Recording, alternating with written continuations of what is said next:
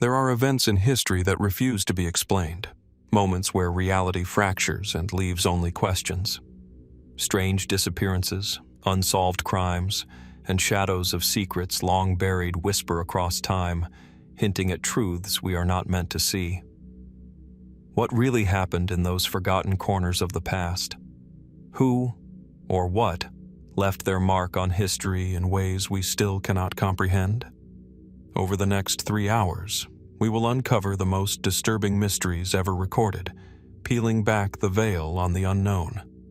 So sit back, relax, and let's dive into the darkness together. Amid the vast, sun-scorched plains of what is now Turkmenistan lies Gonur Tepe, an ancient mound that rises quietly from the desert sands, its contours softened by millennia. Once a thriving center of the Bactria-Margiana archaeological complex, this site dates back to the early Bronze Age, roughly 2400 to 1700 BC. Excavators and archaeologists moving through its ruins describe a strange solemnity in the air, as if the soil itself retains the echoes of lives long past. Among the ruins, one chamber stands apart, a small, charred room, eerily preserved, known today as the Burned Children's Chamber. The chamber's discovery was unsettling. Skeletal remains, small and fragile, were found clustered in the burnt remains of the walls. The careful positioning suggested deliberate placement rather than haphazard survival. Archaeologists quickly ruled out a simple accident. The burn patterns were uniform. The chamber contained no signs of structural collapse or external fire damage. What had happened here? Why were the remains of children the sole inhabitants of this room? Some scholars propose a ritualistic explanation, noting that many Bronze Age civilizations engaged in rites intended to appease deities, honor ancestors, or protect the settlement from misfortune. The presence of pottery fragments, ornamental beads, and small ritual objects within the chamber seems to support this interpretation. Perhaps these children were offerings, placed in the chamber as part of a solemn ceremony. But then, why the fire? Fire in ritual practice was often symbolic, a purifying or transformative element. Yet, the intensity of the burn here exceeds typical ceremonial pyres of the period, leaving experts puzzled. The site itself adds layers to the mystery. Gonur Tepe, with its labyrinthine streets and fortified walls, was a hub of early urban life. Water channels and elaborate irrigation systems hint at a society that had mastered both agriculture and complex organization. In such a flourishing city, why would a chamber devoted to burned children exist? Was it a private sanctuary, a hidden place known only to a select few, or a public ritual site now lost to time? Theories vary widely, each reflecting a different lens: anthropological, religious, or psychological. Some researchers suggest environmental or social crises as a possible explanation. Could a sudden epidemic have prompted a form of protective sacrifice? Or might the chamber represent a more symbolic form of commemoration, where the fire was intended to liberate the spirit rather than destroy the body? Intriguingly, no evidence points conclusively to violence inflicted upon the children themselves. Their fragile bones show no signs of blunt trauma, suggesting that whatever occurred was controlled and deliberate, not the result of chaos or attack. Beyond the empirical findings, the chamber evokes a profound human question. What compelled a civilization to place its youngest within such a stark, fiery context? The silence of history leaves space for speculation, but it also demands respect for the unknown. Each charred fragment, each delicate bead, speaks to a culture deeply engaged with life, death, and the forces beyond human comprehension. Scholars continue to debate, carefully weighing the line between ritualistic tradition and the unrecorded tragedies that may have shaped daily life in Gonur Tepe. For those who stand within the excavation site today, the chamber is unsettlingly tangible. Shadows fall across the burned walls, dust swirls in the sunlight, and the faintest echo of forgotten voices seems almost audible. It is a place where questions outweigh answers, where curiosity meets humility. We can reconstruct timelines, analyze artifacts, and examine skeletal remains. But the true meaning, the human experience behind this room, remains elusive. And so, the burned children's chamber of Gonur Tepe persists as both a historical enigma and a quiet testament to the mysteries of the past. Was it a ritual, a memorial, a desperate act of protection, or something we have yet to imagine? The earth holds its secrets tightly, and for now we are left only with wonder. As the echoes of Gonur Tepe fade into the arid horizon, our journey moves southward, across deserts that have long concealed secrets of human civilization. Here, in the vast, shifting sands of the Arabian Peninsula, lie traces of a network of settlements, known only through fleeting archaeological footprints and tantalizing historical records. Scholars refer to them as the missing caravan cities of the Bronze Age, places that once thrived along routes connecting the Levant, Mesopotamia, and the distant lands of the Indus Valley. Yet today, many of these cities are invisible, their precise locations lost to time, swallowed by dunes or hidden beneath centuries of silence. Imagine a caravan moving across the desert, camels' feet stirring clouds of ochre dust, tents flapping in the wind. Merchants carry incense, lapis lazuli, and copper ingots, navigating paths known only to them and the stars above. These were the arteries of trade, linking city-states in what is now Palestine, Arabia, and beyond, fostering exchanges not only of goods, but of ideas, religions, and technology. Yet, despite their significance, archaeological traces of these cities are remarkably sparse. The ruins are scattered, eroded, or buried, leaving scholars to reconstruct an intricate network from inscriptions, pottery shards, and occasional fortifications. Some cities are mentioned in contemporary texts. Tablets from Mesopotamia hint at bustling marketplaces and fortified oases, but their precise locations remain speculative. For centuries, explorers and historians have searched the deserts for evidence of these urban hubs. Why did such cities vanish almost entirely from the landscape? Natural desertification, shifting trade routes, or perhaps societal collapse might explain part of the disappearance. Yet, the pace and extent of their erasure suggest something more enigmatic. Could sudden environmental catastrophes, droughts, sandstorms, or seismic events have driven entire populations to abandon thriving communities almost overnight?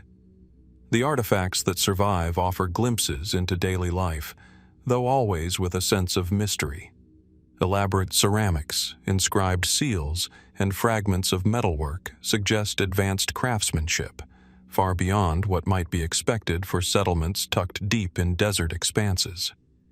Yet the scarcity of inscriptions raises questions. Were these cities culturally literate yet purposefully secretive, or have we simply not yet uncovered the records they left behind? Some researchers propose that the cities served more than commercial purposes. They may have been religious centers, sanctuaries along sacred trade routes where rituals and offerings were performed to ensure safe passage through the desert.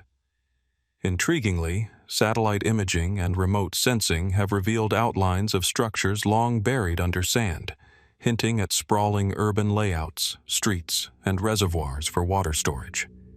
Yet, no excavation has fully mapped a complete city, leaving a puzzle that challenges conventional historical narratives.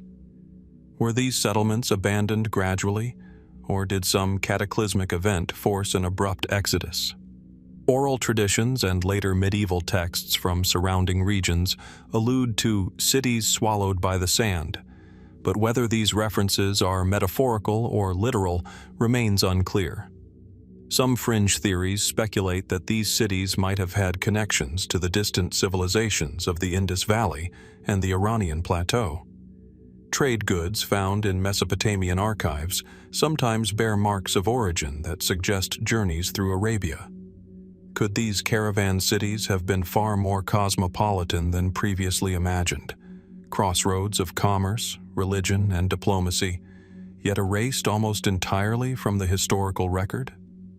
Other hypotheses are more speculative still. Perhaps certain settlements were deliberately hidden or abandoned to protect sacred knowledge, or to evade conquest by emerging powers in the region, particularly in what is now Palestine and its surroundings.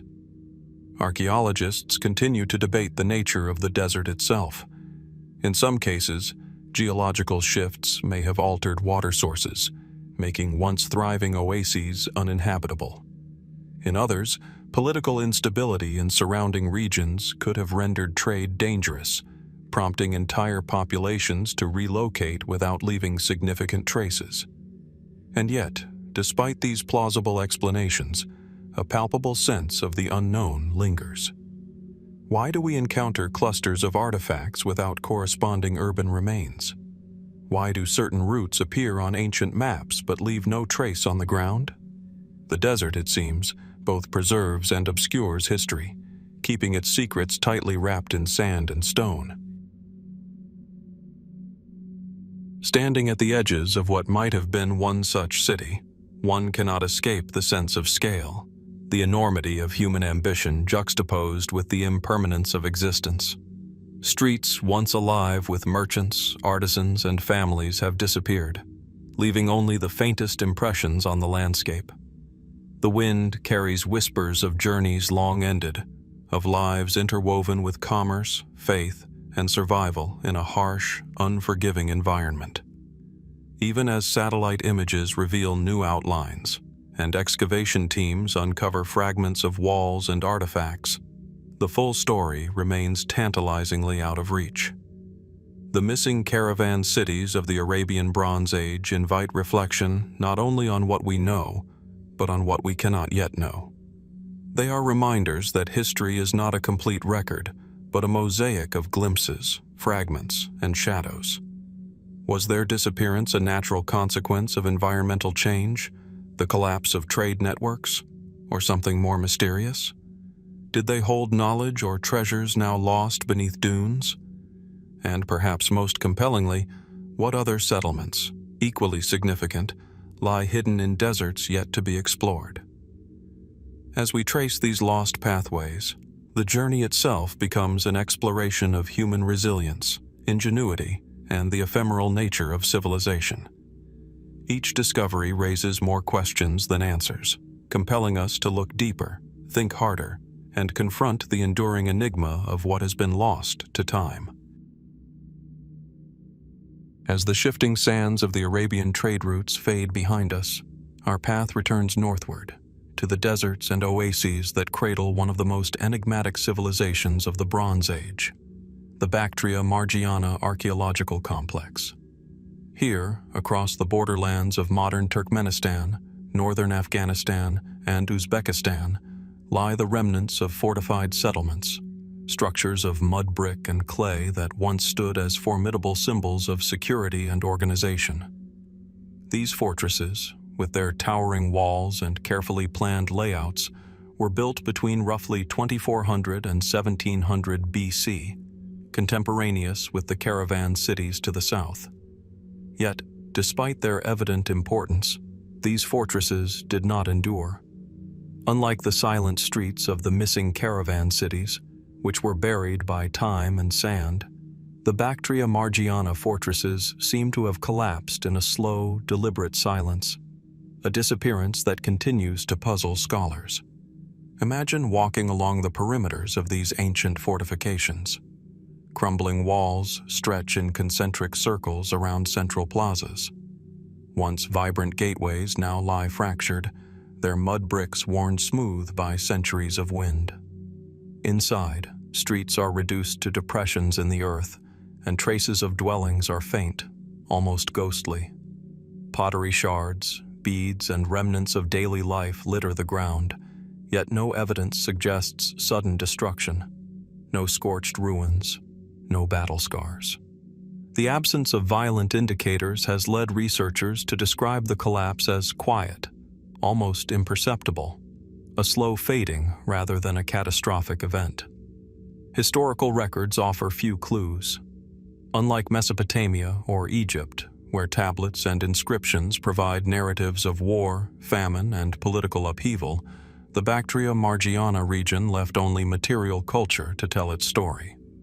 The fortresses, strategically placed along river valleys and trade routes, suggest a society that valued both security and connectivity.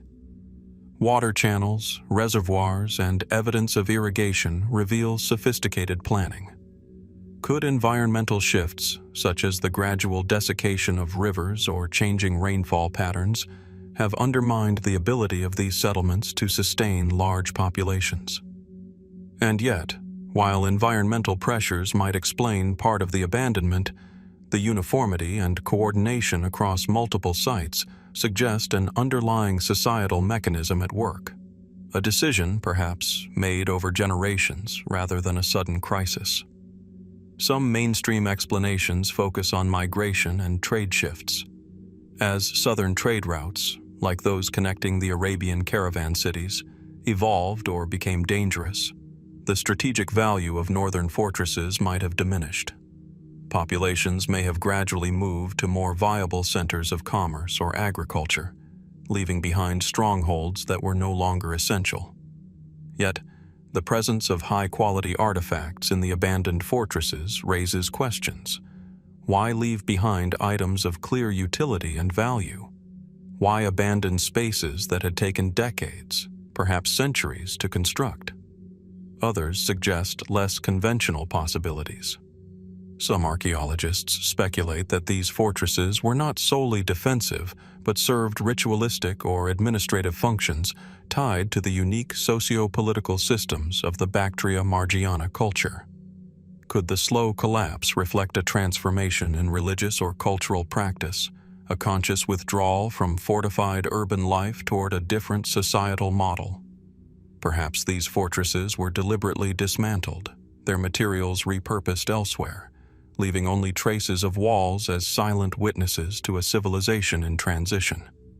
The fortresses themselves provoke further questions. Many exhibit uniformity in design across hundreds of kilometers, despite the absence of central written authority. Walls were often thick, yet interiors show little evidence of permanent military occupation. Towers and bastions exist, but their placement occasionally defies clear strategic logic. Were these structures meant more to convey power and order than to defend against attack? And if so, what force or social cohesion eventually dissolved this carefully constructed order, leaving behind the scattered, empty remnants we observe today? Even the landscape surrounding these fortresses adds to the mystery. The rivers that sustained them have shifted, leaving some fortresses stranded far from their original water sources. Salt accumulation and desertification may have gradually rendered surrounding lands inhospitable. Yet some fortresses were located in areas still capable of supporting human life, suggesting that environmental factors alone cannot account for the widespread abandonment. Here, as in the missing caravan cities of the Arabian Peninsula, we see the interplay of human ingenuity, natural forces, and historical uncertainty, a triad that challenges any simple explanation. As we examine the artifacts within these sites, ceramic bowls, copper tools, ornamental beads, and fragments of woven textiles, we sense a civilization aware of both beauty and functionality. Each shard and relic is a whisper of daily life, an echo of hands that once built, traded, and labored within these walls. Yet the absence of human presence transforms these whispers into questions. Were these fortresses depopulated over decades, leaving behind a skeleton of walls and objects? Or did an event, subtle yet profound, unsettle entire communities, prompting a quiet exodus that would erase centuries of occupation? The silent collapse of the Bactria-Margiana fortresses reminds us that not all historical mysteries are marked by fire or conquest. Some are defined by absence, a deliberate, measured withdrawal that leaves space for interpretation but denies certainty. And perhaps that is what makes them so compelling. In the absence of clear explanation, we are invited not only to reconstruct the past, but to engage with its ambiguity, to imagine the lives and decisions of people long gone, and to reflect on the forces that shape human civilization across time. Standing amid the remains, one is struck by the paradox of permanence and impermanence. Walls that took generations to construct crumble silently, leaving traces of a society that once held the region together. Can we ever understand why such settlements faded so uniformly, across such vast distances, without leaving the dramatic scars we might expect? The answers remain elusive, hidden beneath layers of earth and time. For now, the fortresses endure as silent witnesses, waiting for discovery, interpretation, and perhaps the revelation of secrets that have yet to emerge. As the echo of the deserted Bactria-Margiana fortresses fades into memory, our journey moves westward, following the fertile crescent of the Euphrates River, where the ancient city of Mari once stood, a thriving center of administration, culture, and diplomacy in the early 2nd millennium BC. Today, Mari exists largely in ruins, its mud-brick palaces and streets reduced to fragments, yet it whispers stories of a civilization whose ambitions were recorded with remarkable precision, stories that, at one point, filled the palace archives with thousands of clay tablets. These archives, meticulously inscribed with cuneiform, once chronicled trade agreements, royal decrees, diplomatic correspondence, and even the minutiae of daily life, offering an unparalleled window into the complexities of Bronze Age governance. And yet, much of it was destroyed, leaving behind tantalizing gaps that continue to intrigue historians and archaeologists alike. Picture the palace as it might have once appeared. Towering walls adorned with painted friezes, halls echoing with the footsteps of scribes, courtiers, and envoys from distant lands. In its heart, the archives were carefully organized, rows upon rows of clay tablets awaiting the next entry. Scholars believe Mari's kings and administrators maintained these records to assert control over an expansive network of trade, diplomacy, and tribute, stretching as far as what is now Palestine, Anatolia, and the Zagros Mountains. Yet, despite the apparent order and foresight, something catastrophic, whether deliberate or accidental, interrupted the continuity of this meticulous record-keeping. Archaeological excavations reveal evidence of fire, not a slow decay, but sudden, intense destruction. The palace layers bear burn marks, shattered walls, and collapsed ceilings, the kind that might occur during a violent invasion or internal conflict. Yet even with these visible signs of destruction, the story remains incomplete. How much was lost? How many tablets, each representing a piece of the social, political, and economic machinery of Mari, vanished in the flames or crumbled to dust? Scholars can only speculate, piecing together fragments, while aware that vast swaths of history may have been irretrievably erased. Some mainstream explanations focus on political instability. Mari was a prized city-state, strategically located along the Euphrates, and it inevitably became a target for rival powers. The destruction is often attributed to military conquest, most famously by Hammurabi of Babylon in 1759 BC. Yet the selective survival of some archives and the organized destruction of others raises questions. Why would invaders preserve certain records while allowing others to perish? Were some archives deliberately hidden, protected by secret vaults, or removed to distant locations before the city fell? And if so, what knowledge might these surviving tablets contain or conceal? The surviving fragments themselves are enigmatic. Diplomatic letters from rulers in Palestine, Anatolia, and Mesopotamia hint at alliances, tensions, and trade, yet they often reference documents and agreements now lost. Economic records indicate vast networks of exchange. Copper, tin, textiles, and precious stones moved along routes that intersected with caravan cities and fortresses we have already explored. Could the destruction of Mari's archives have disrupted trade and political stability across the region, rippling through societies as far south as the Arabian Peninsula and north to the Zagros foothills? More speculative theories suggest that the burning of the palace archives was not merely the byproduct of conquest, but a strategic act, perhaps an intentional erasure of knowledge. Did rival powers seek to erase administrative, technological, or religious information that might give successors an advantage? Some tablets, partially recovered, contain ritual instructions and bureaucratic procedures so precise that their loss represents not only administrative chaos, but also a profound cultural void. Could secrets of governance, diplomacy, or even early science have been lost forever in the fires of Mari? Archaeologists have also debated the possibility of internal sabotage. Was the destruction purely external? Or could civil unrest, rebellion, or dynastic strife have led to a deliberate burning of records to protect or conceal certain truths? The evidence is ambiguous. While some layers suggest violent invasion, others seem to indicate careful, selective burning. It is as if the city itself decided what to let survive and what to erase. The mysteries are compounded by Mari's role as a hub of diplomacy. Letters from foreign rulers hint at concerns over secrecy, trust, and information control, reminding us that even in antiquity, the management or destruction of knowledge was a powerful tool. Standing amidst the ruins today, one senses both the ambition and fragility of human enterprise. Mud brick walls, weathered and eroded, rise from the desert floor, punctuated by the occasional fragment of cuneiform that survived the flames. Every broken tablet and charred corner invites reflection.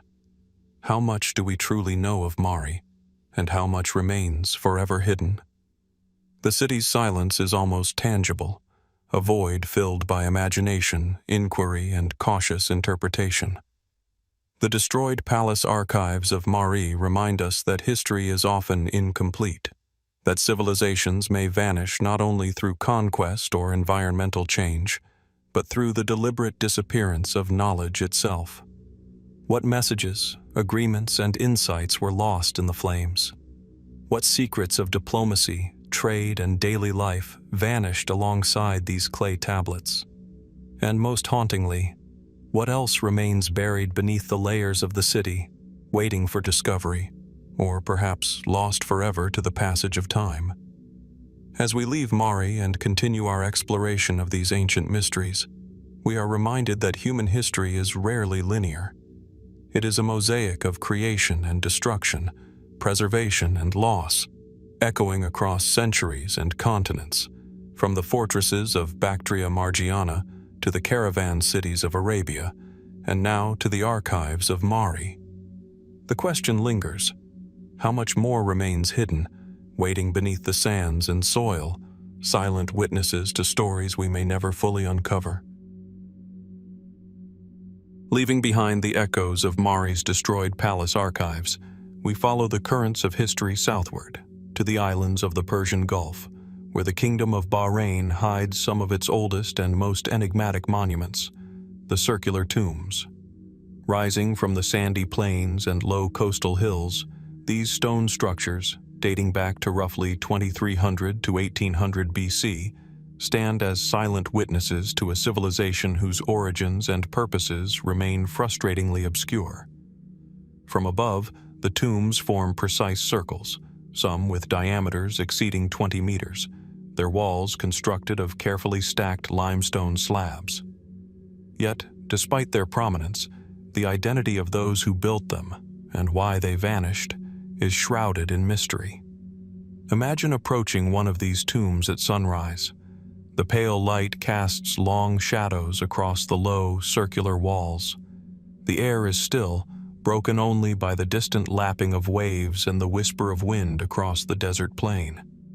Inside the tombs, skeletal remains lie in varying states of preservation, suggesting prolonged use over generations. Some chambers are empty, others contain evidence of funerary offerings, beads, shells, and fragments of pottery, remnants of lives once entwined with ritual and belief.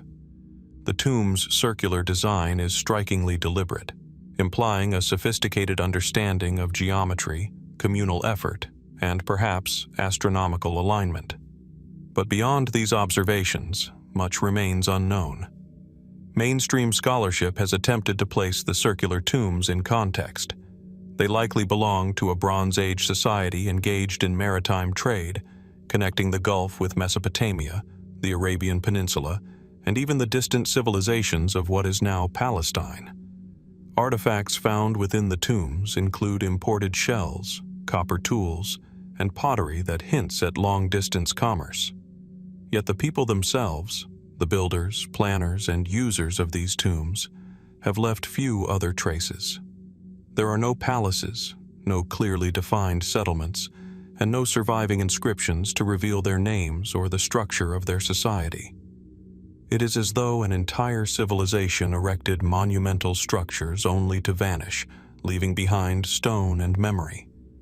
Some scholars interpret the circular tombs as ceremonial spaces, sacred sites where elite families were buried with reverence and care.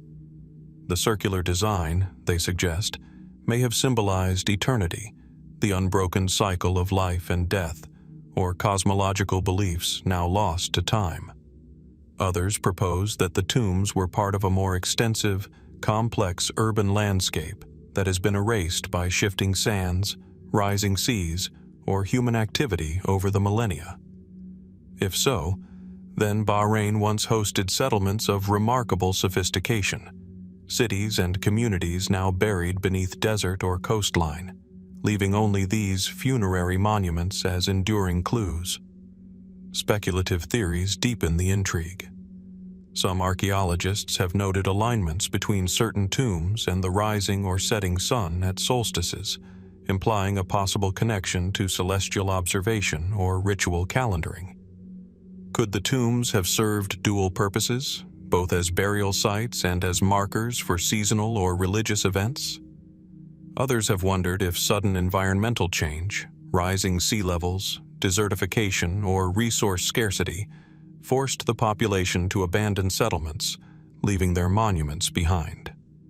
Yet, even with these plausible scenarios, the complete disappearance of their builders' living traces remains perplexing. Excavations reveal signs of repeated use and repair, indicating that the tombs were respected over generations. Yet, alongside evidence of maintenance, there are hints of abrupt abandonment. Certain chambers were sealed and left untouched, while nearby tombs show no signs of continued use. What prompted such selective attention? Did these decisions reflect social hierarchies, religious imperatives, or responses to crises that are now lost to history? Each circular tomb, meticulously constructed and carefully positioned, offers clues but denies certainty. The broader landscape compounds the mystery. Bahrain is dotted with hundreds of these tombs, yet no accompanying cities have been found in direct proximity. How could such monumental labor be organized without a centralized urban population? Were these tombs the focus of dispersed communities, perhaps maritime or nomadic, who returned seasonally for ritual and burial? Or might they have belonged to a society with social and political structures so distinct from our own understanding that their settlements left only ephemeral traces on the land? The vanished builders of the circular tombs confront us with the profound silence of history. Unlike Mari, where clay tablets offered glimpses of administration, or the Bactria-Margiana fortresses, where walls spoke of organization and eventual collapse, here we encounter stone monuments without names, without records, and without a clear narrative. Every limestone slab, every carefully measured circle is a testament to human ingenuity, communal effort, and a deep concern with mortality. And yet, the people themselves, the ones who planned, labored, and eventually disappeared, remain beyond our reach. Standing among the tombs today, one senses both awe and uncertainty. The wind carries the faintest suggestion of lives long gone, of societies that navigated the Gulf's waters and deserts, connected to distant lands and trade networks extending as far as Palestine. Each shadow, each curve of limestone invites us to wonder about their daily lives, their beliefs, and the forces that led them to vanish. Did they succumb to environmental pressures, social upheaval, or the inexorable pull of time itself? Or did they leave deliberately, taking with them knowledge and practices that would never reach the eyes of the modern archaeologist? The mystery remains unresolved. The circular tombs stand as silent witnesses, enduring through millennia, reminding us that human history is often a puzzle with missing pieces. Who were these vanished builders, and what led them to create such precise, enduring monuments only to disappear? And what else might the sands of Bahrain still conceal? Hidden cities, artifacts, or even the faint traces of a culture that shaped the Gulf in ways we have yet to imagine. From the silent circles of Bahrain, our journey moves northwest into the fertile plains of northern Mesopotamia to the ancient city of Tel Brak. For millennia, this settlement stood at the crossroads of rivers and trade routes, a place where communities thrived as early as 6000 BC. Today, Tel Brak is an archaeological palimpsest, layers upon layers of occupation, each telling fragments of a story interrupted, transformed, or lost. Among its many secrets lies one of the most unsettling discoveries in Near Eastern archaeology: headless skeletons, buried deliberately, their absence of skulls raising questions that challenge our understanding of ancient social and ritual practices. Picture the excavation site. Shovels uncover compacted earth, revealing neatly arranged skeletons, some in fetal positions, others sprawled across prepared pits. Yet in many cases, the heads are missing, not removed by erosion, not broken apart by time, but intentionally separated, absent from their bodies. Some skulls were found nearby, sometimes in separate contexts, sometimes nowhere at all. The deliberate nature of this treatment is undeniable, and it prompts unsettling questions. Who were these people? Why were their heads removed? And what purpose did such burials serve in a society that otherwise left meticulous records in clay and stone? Mainstream interpretations focus on ritual and social symbolism. In early Mesopotamian cultures, decapitation, whether in life or after death, may have carried spiritual significance, a means of ensuring the dead did not return to haunt the living, or as part of funerary rites designed to honor or transform the deceased. Some archaeologists suggest that head removal was reserved for elites, enemies, or sacrificial victims, reflecting social hierarchy or conflict. Yet the evidence at Tel Brak defies easy categorization. Burials appear in both domestic and ceremonial areas, spanning different occupational layers, suggesting that this was neither rare nor isolated. The city itself provides further intrigue. Tel Brak was one of the earliest urban centers in northern Mesopotamia, a sprawling settlement with monumental architecture, public spaces, and evidence of complex social organization. Excavations reveal temples, granaries, and marketplaces, indicating both prosperity and control. Yet beneath this apparent order lies the mystery of these headless skeletons, hinting at a shadowy dimension of human experience, ritual, violence, or social practice that survives only in the gaps left by time. Some researchers have proposed more speculative interpretations. Could these burials reflect punitive acts, a form of justice or vengeance recorded in the bones rather than texts? Were the headless skeletons war captives, prisoners, or outsiders treated differently from the community itself? In some cases, isotope analyses of bones suggest individuals may not have been local, supporting the possibility that they were brought from distant regions, perhaps along the trade and communication networks linking Mesopotamia to what is now Palestine, Anatolia, and beyond. The absence of heads may have been a deliberate statement, a marker of otherness, subjugation, or sacred transformation. Equally puzzling are the burials in which only the skulls remain. In some areas of Tel Brak, archaeologists have uncovered isolated skulls arranged carefully in pits or on platforms. What meaning might this hold? Some have suggested that skulls were venerated, representing ancestral spirits or protective forces. Others see echoes of practices later documented in Mesopotamian and Levantine traditions, where the skull could serve as a talisman or a symbol of continuity. Yet no inscriptions accompany these deposits, leaving interpretation speculative, guided only by context, comparison, and informed imagination. The temporal distribution of the headless burials adds another layer of complexity. They span centuries, indicating that this practice was sustained over time rather than a one-off event. Could this reflect an enduring cultural or religious ideology, maintained through generations and resistant to political change? Or might it suggest episodic upheavals, waves of conflict, ritual reform, or societal stress manifested in repeated decapitations? Each scenario offers tantalizing possibilities but no definitive answers, leaving Tel Brak suspended between explanation and mystery.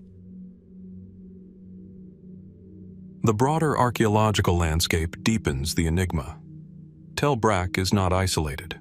It is part of a network of early urban settlements linking Mesopotamia to regions southward, including what is now Palestine. The presence of headless burials here, absent in neighboring contemporary sites, suggests a localized cultural practice, or perhaps a specialized social or religious role unique to the city. Did the inhabitants of Tel Brak develop distinctive mortuary rituals as a reflection of their identity, power, or cosmology? Or did these practices serve as a warning, a social control mechanism, or a spiritual safeguard? Standing at the excavation site today, the silence is striking. The skeletons, meticulously catalogued and studied, offer only partial narratives. Bones tell us about diet, health, and movement. They hint at trauma and life experience, but they do not speak of belief, fear, or intention. The deliberate removal of heads, repeated over centuries, leaves a haunting void in understanding. For every answer the archaeologists uncover, new questions arise, and the absence of definitive explanation transforms the site from a record of life to a meditation on loss, control, and the mysteries of human behavior. The headless skeletons of Tel Brak invite reflection on the nature of history itself. Even in a city as well studied as Tel Brak, the past resists full comprehension. Human motives, social structures, and religious beliefs remain partially obscured by the passage of time. Was this practice a reflection of divine reverence, social order, or human cruelty? Were the decapitated individuals feared, honored, or both? And, perhaps most hauntingly, what other aspects of this society remain invisible beneath layers of earth, waiting for discovery or lost forever? As we leave Tel Brak, the headless skeletons linger in our imagination, a reminder that the mysteries of human civilization are not always grand edifices or monumental inscriptions. Sometimes they are found in absence, in the deliberate removal of what was once essential: the head, the voice, the identity. What else lies buried in the cities of the ancient Near East, waiting silently for someone to ask the right questions? And how much of our understanding of early urban life is shaped, not by what survives, but by what has been deliberately erased or lost? As we leave the headless skeletons of Tel Brak behind, our journey carries us further east, into the heart of the Iranian plateau, to the lands of ancient Elam.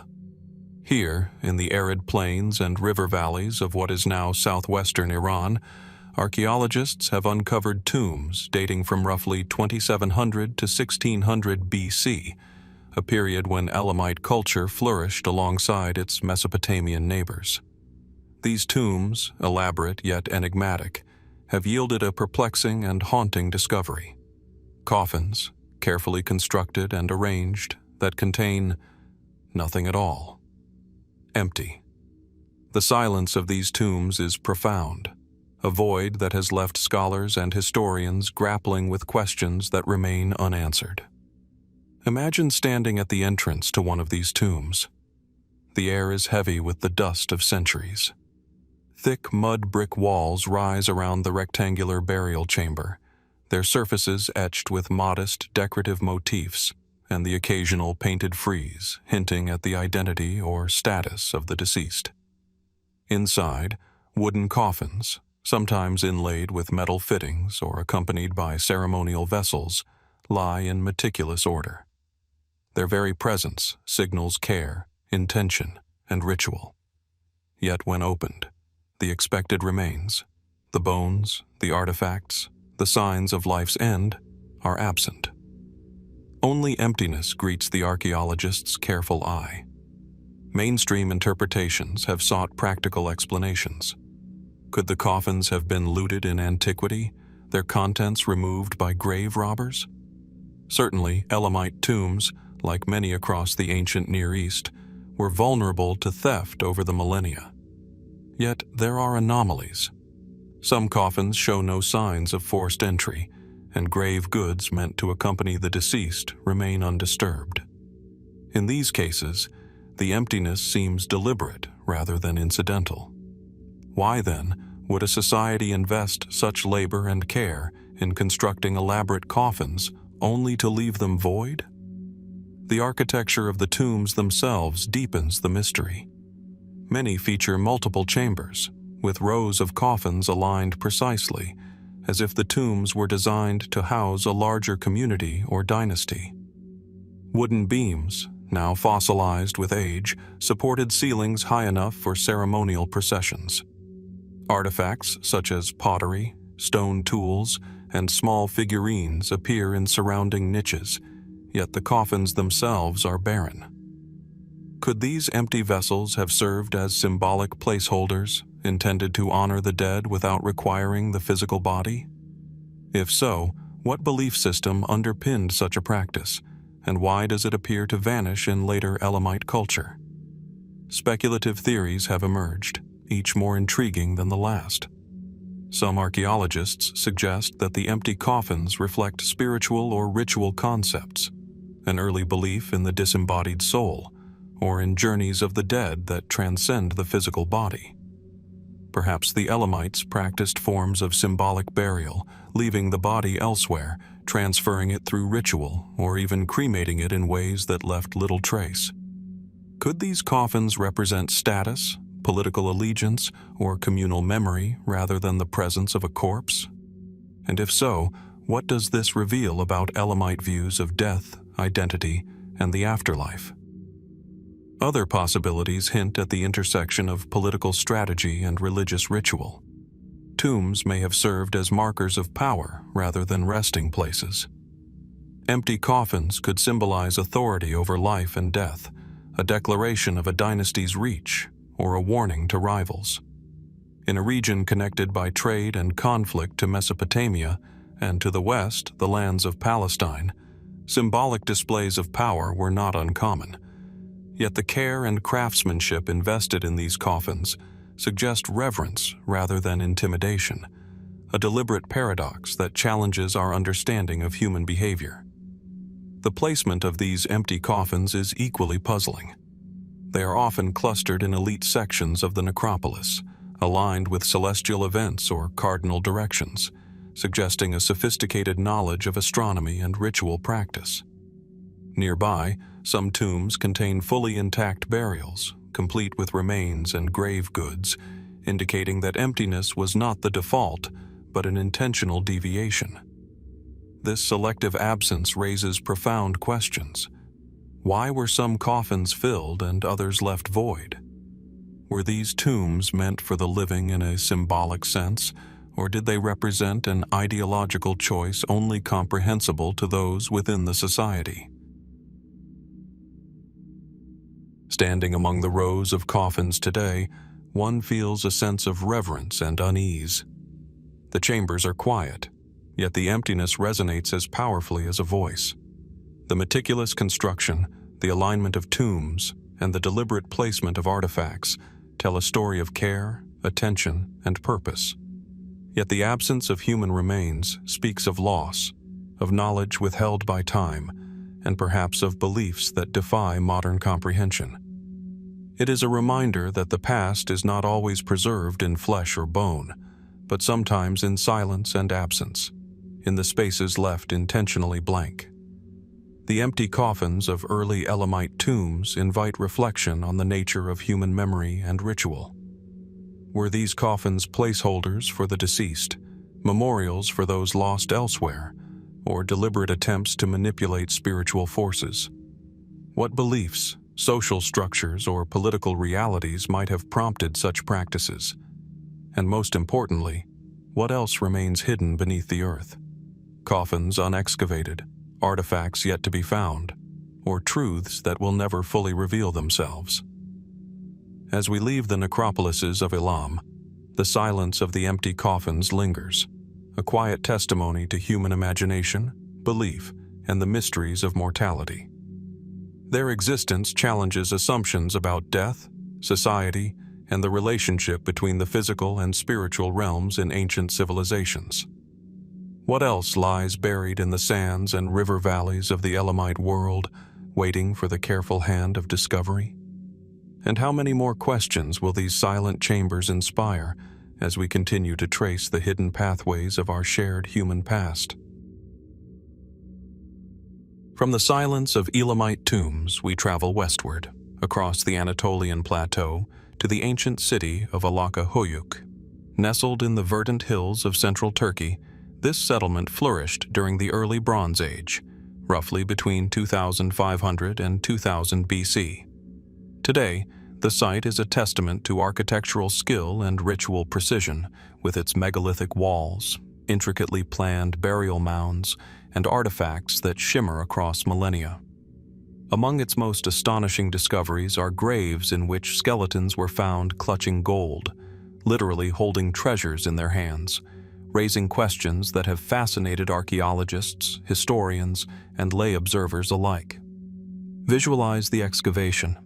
The gentle scrape of trowels reveals compacted soil, disturbed only by the careful hand of the archaeologist. Within the burial mound, the remains of individuals lie curled or stretched, often accompanied by ceramic vessels, stone ornaments, and, most remarkably, gold objects, crowns, bracelets, pins, and sometimes coins. In many instances, the skeletons appear to clutch these treasures tightly, as if in a final act of attachment, a silent declaration of ownership beyond the grave. The shimmer of gold against the pale bone is haunting, beautiful, and unnerving, a reminder of human desire and the permanence of ritual. Mainstream scholarship interprets these burials as evidence of elite status and wealth. Alaca Höyük was clearly a center of power, where ruling families and their attendants were interred with symbols of authority and prosperity. The gold objects, carefully crafted and sometimes personalized, may have signified rank, spiritual protection, or connection to divine favor.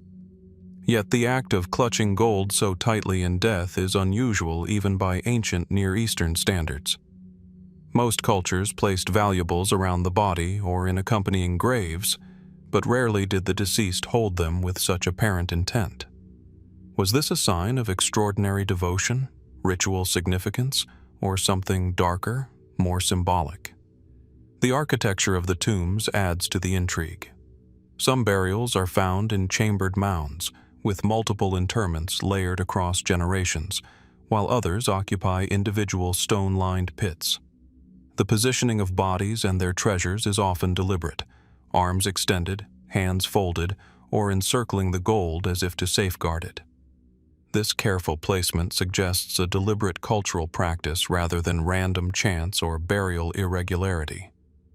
What might the elites of Alaca have believed about the afterlife to insist on such intimate contact between the deceased and their wealth?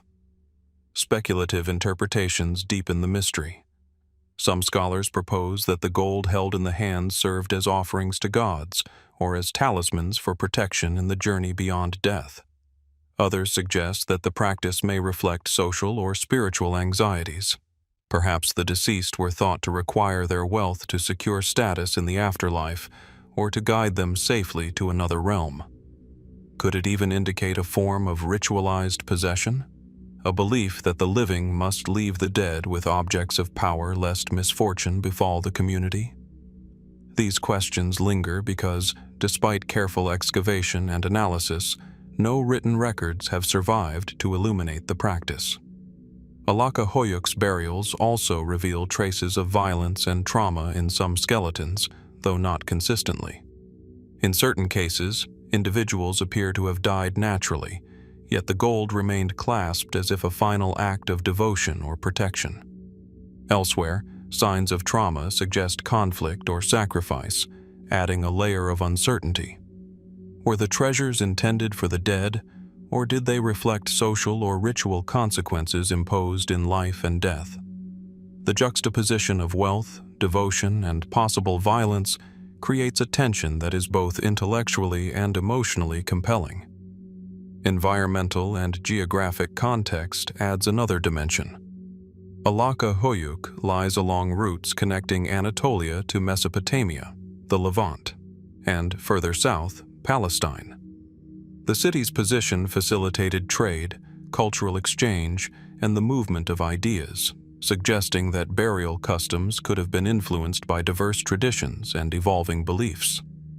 Yet, the gold-clutching phenomenon seems uniquely localized, a ritual fingerprint of this particular community rather than a widespread practice. What drove this specific expression of devotion, and how did it evolve over centuries? Standing at the excavation site today, the weight of history is palpable. Each mound, each skeleton, each carefully clasped gold object tells a story of human life, ritual, and imagination, but it is a story that remains partially obscured. We see the meticulous care invested in burial, the extraordinary artistry of the metalwork, and the profound connection between the living and the dead. And yet, the reasons behind these gestures, the beliefs, fears, and hopes that inspired such intimate interactions with precious objects, remain beyond our full understanding. The skeletons clutching gold at Alacahöyük invite reflection on the human relationship with mortality, wealth, and spiritual practice. Why did the living choose to place gold directly in the hands of the dead? Was it protection, guidance, or an assertion of eternal ownership? And what does this tell us about the societies that flourished in Anatolia during the Bronze Age, their worldview, and their understanding of life and death? Most importantly, what other rituals, practices, and treasures remain buried beneath the earth, waiting to challenge or expand our understanding of human civilization? As we leave Alacahöyük, the glint of gold lingers in our imagination, a reminder that the mysteries of ancient life are often intimate and deeply human. Not every enigma lies in monumental architecture or vast inscriptions. Sometimes it rests in the delicate grasp of a hand, preserved across millennia, whispering questions that have no easy answers. What else might the buried civilizations of Anatolia, Mesopotamia, and beyond conceal? And how much of human history is encoded, not in stone or clay, but in gestures, rituals, and choices whose meanings remain tantalizingly out of reach? From the glimmering gold of Alacahöyük, our path shifts northward, following the arc of human ingenuity into a dramatically different landscape, the alpine lakes of Central Europe. Here, between jagged peaks and serene waters, lie traces of human settlement that challenge our understanding of prehistoric ingenuity, adaptation, and catastrophe. Beneath the placid surfaces of Lake Zurich, Lake Constance and other alpine waters, archaeologists have uncovered remnants of entire communities, homes built on stilts, platforms tethered to the shoreline, tools, pottery, and organic remains, all submerged as if the lakes themselves had quietly claimed these settlements. The discovery is both mesmerizing and unsettling, a civilization seemingly frozen in time, yet swallowed by water, leaving behind mysteries that remain only partially illuminated. Imagine the scene: a lake stretching across the valley, its surface mirroring the snow-capped Alps, a gentle wind rippling across the water. Below, centuries-old timbers, waterlogged but preserved, emerge when waters recede or are revealed through underwater excavation. Thin layers of peat and silt protect artifacts that would otherwise have decayed, preserving wooden homes, utensils, and even remnants of food. The preservation is remarkable, yet haunting. The very act of submersion that safeguarded these objects also erased the daily life, the footsteps, the voices, leaving only whispers of human presence. These pile dwellings, as archaeologists call them, date back to the Neolithic and Bronze Ages, from roughly 4,300 to 800 BC. Built along lake shores, they demonstrate an astonishing understanding of environmental adaptation. Homes on stilts protected against flooding, while communities organized themselves in complex networks that allowed for trade, resource management, and social cohesion. Yet despite their ingenuity, the settlements were ultimately claimed by the lakes. Was this the result of gradual rising waters, seismic activity, sudden flooding, or climatic shifts? Evidence points to both natural and environmental stressors, but the precise circumstances remain elusive, leaving room for speculation. Archaeological investigation has revealed extraordinary details. Tools made of bone, stone, and wood have survived remarkably intact. Pottery is decorated with geometric patterns. Woven fabrics, seeds, and even remnants of food provide insight into diets and agriculture.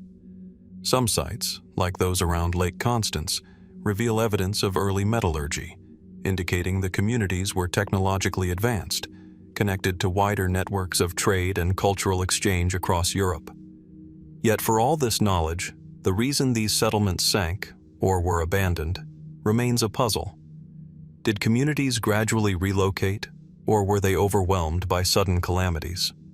Speculative theories extend beyond environmental causes. Could these lake submersions have been intentional, ritualized, or symbolic acts? Some anthropologists have suggested that communities may have partially flooded settlements as part of spiritual or social practice, perhaps to honor water deities or cleanse spaces of misfortune. Others point to the possibility of conflict, suggesting that submersion or abandonment coincided with societal collapse or inter-community tension. Even within scientific circles, the combination of climate data, sediment layers, and dendrochronology paints an incomplete picture, leaving each hypothesis tantalizingly plausible yet unproven. One of the most fascinating aspects of these submerged settlements is the evidence of preservation that allows us to glimpse daily life. Wooden posts reveal the layout of homes. Hearths indicate cooking practices. Grain residues suggest early agriculture, and fish bones and shells reflect aquatic diets. Yet these insights are shadowed by questions. Why do some settlements show signs of rapid abandonment, with belongings left in place, while others appear to have been methodically dismantled? Were some departures voluntary, some forced? And how did these communities interpret the natural dangers of their lake-filled world? The mystery deepens when we consider the broader landscape. These lakes are connected via rivers to other regions, including the Danube corridor, and extend toward distant trade networks reaching the Balkans and even, indirectly, the lands of Palestine. Artifacts hint at cultural exchange and mobility, suggesting that these communities were not isolated, but part of a wider prehistoric network. Did the pressures of climate, competition, or disease travel along these networks, influencing why some lake settlements were abandoned or submerged? Or were local, highly specific events sufficient to seal their fates? Scientific methods have added further intrigue. Dendrochronology allows precise dating of wooden structures, sometimes down to the exact year of felling, providing glimpses into periods of construction, expansion, and sudden destruction. Pollen analysis and sediment cores reveal shifts in vegetation, indicating climate fluctuations or human environmental impact. Yet, despite this detailed data, the human narrative remains incomplete. We can see the stages of settlement and abandonment, but we cannot hear the voices, know the thoughts, or witness the decisions of those who once walked these shores. Perhaps most unsettling is the suggestion of rapid catastrophe. Some pile dwellings show signs of fire, collapse, or abrupt flooding, hinting at moments of crisis. Could sudden storm events, glacial melt, or seismic activity have submerged these thriving communities almost overnight? The lakes themselves, now serene, might conceal stories of panic, survival, and loss that have been erased by time and water.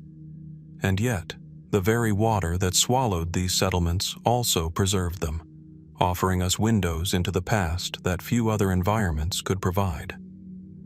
As we explore these sites today, diving beneath the calm surfaces, the interplay of fragility and endurance is striking. Human ingenuity is evident in the meticulous construction and organization of the settlements, yet it is counterbalanced by vulnerability, an ever-present reminder of nature's power and unpredictability. The objects, structures, and remains preserved beneath the lakes invite reflection on mortality, resilience, and adaptation. They also provoke deeper questions about what is lost when civilizations vanish, not only physical artifacts, but the stories, beliefs, and collective memory of entire communities. The ancient lake settlements beneath the Alps, therefore, serve as both a record and a riddle. They tell of early European ingenuity and adaptation, but they also challenge our understanding of human-environment interaction. Were these abandonments purely pragmatic responses to rising waters, or were they imbued with ritual, symbolism, or social meaning? And what might these submerged communities reveal about other civilizations lost to water, climate, or time, including those in distant regions like Palestine and beyond, whose traces we may have yet to discover? As we leave the alpine lakes behind, the image lingers. A cluster of wooden homes, their stilts rising from murky depths, gold-colored timbers glinting beneath the sun, a snapshot of human life caught between survival and disappearance. The waters remain calm, yet beneath them lie questions that refuse resolution. What secrets remain trapped in the silt? How many more communities have vanished without record, their stories only hinted at in fragments, waiting for patient hands and inquisitive minds to uncover them? The mystery of these sunken settlements continues to whisper across millennia, a reminder that history is as much about absence and disappearance as it is about discovery. From the submerged remains of alpine lake settlements, our journey returns to the ancient lands of the Middle East, to a stark and timeless landscape, the Judean desert. Here, between the rugged cliffs and shifting sands that descend toward the Dead Sea, archaeologists have uncovered a series of artifacts that are as perplexing as they are haunting. Stone masks, meticulously carved, yet found buried in isolation, far from any obvious settlement. These masks, some life-sized, others smaller and abstract, evoke faces both human and uncanny, their expressions frozen in enigmatic emotion. They are at once familiar and alien, speaking across millennia in a silence that is both magnetic and unsettling. Picture the desert itself, a vast expanse of ochre-colored rocks and sandy gullies where the wind carries a subtle, almost eternal whisper. Amid this barren beauty, an archaeologist's trowel reveals the edge of a stone mask, its contours shaped by both human hands and time. The surface, weathered yet precise, bears traces of carving tools, faint grooves that hint at deliberate artistry. These masks were not casually fashioned. They are objects of intention, of purpose, designed to evoke, to represent, or perhaps to conceal. Dating is challenging, but contextual evidence places these artifacts within the Bronze Age, roughly 2000 to 1200 BC, a period of cultural vibrancy and trade across the Levant and neighboring regions. Yet despite their antiquity, the masks do not appear connected to any known settlement or burial structure. They are often found buried in shallow pits, clustered near cliffs or dry riverbeds, suggesting that their placement was deliberate, even ceremonial, yet the reasoning remains a mystery. Why were these faces hidden beneath sand, rather than displayed prominently? What rituals or beliefs would have prompted such careful concealment? Mainstream interpretations offer several possibilities. Some scholars propose that the masks served as ritual objects, possibly connected to funerary practices, ancestor veneration, or spiritual intermediaries. In a landscape as harsh as the Judean desert, where survival demanded both ingenuity and community cohesion, objects that mediated between the living and the divine would have been culturally significant. Yet the masks themselves are unusual. Many exhibit exaggerated features, abstract expressions, or unusual proportions, departing from realistic portraiture. Could they have represented spirits, deities, or otherworldly forces rather than actual humans? The context of the masks deepens their enigma. Some are found near ancient desert routes, pathways connecting the highlands to the southern plains, trade networks that extended toward the lands of Palestine and beyond. Were travelers leaving offerings, markers, or warnings?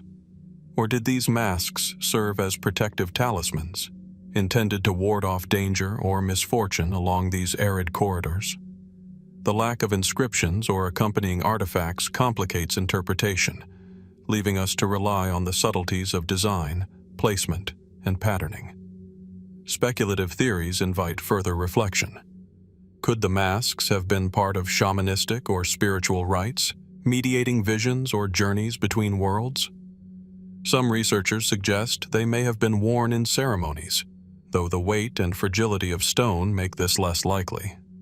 Others propose that the masks were symbolic, tools for storytelling, markers of social identity, or even abstract forms of communication whose meanings are now lost. Unlike many Bronze Age artifacts, which are grounded in the practicalities of daily life, these masks are enigmatic in their very purpose, emphasizing ritual and expression over utility. The artistry itself is striking. Each mask, carved from local limestone or sandstone, displays a combination of geometric precision and organic fluidity. Eyes, mouths, and contours vary widely. Some appear serene, others almost feral or anguished.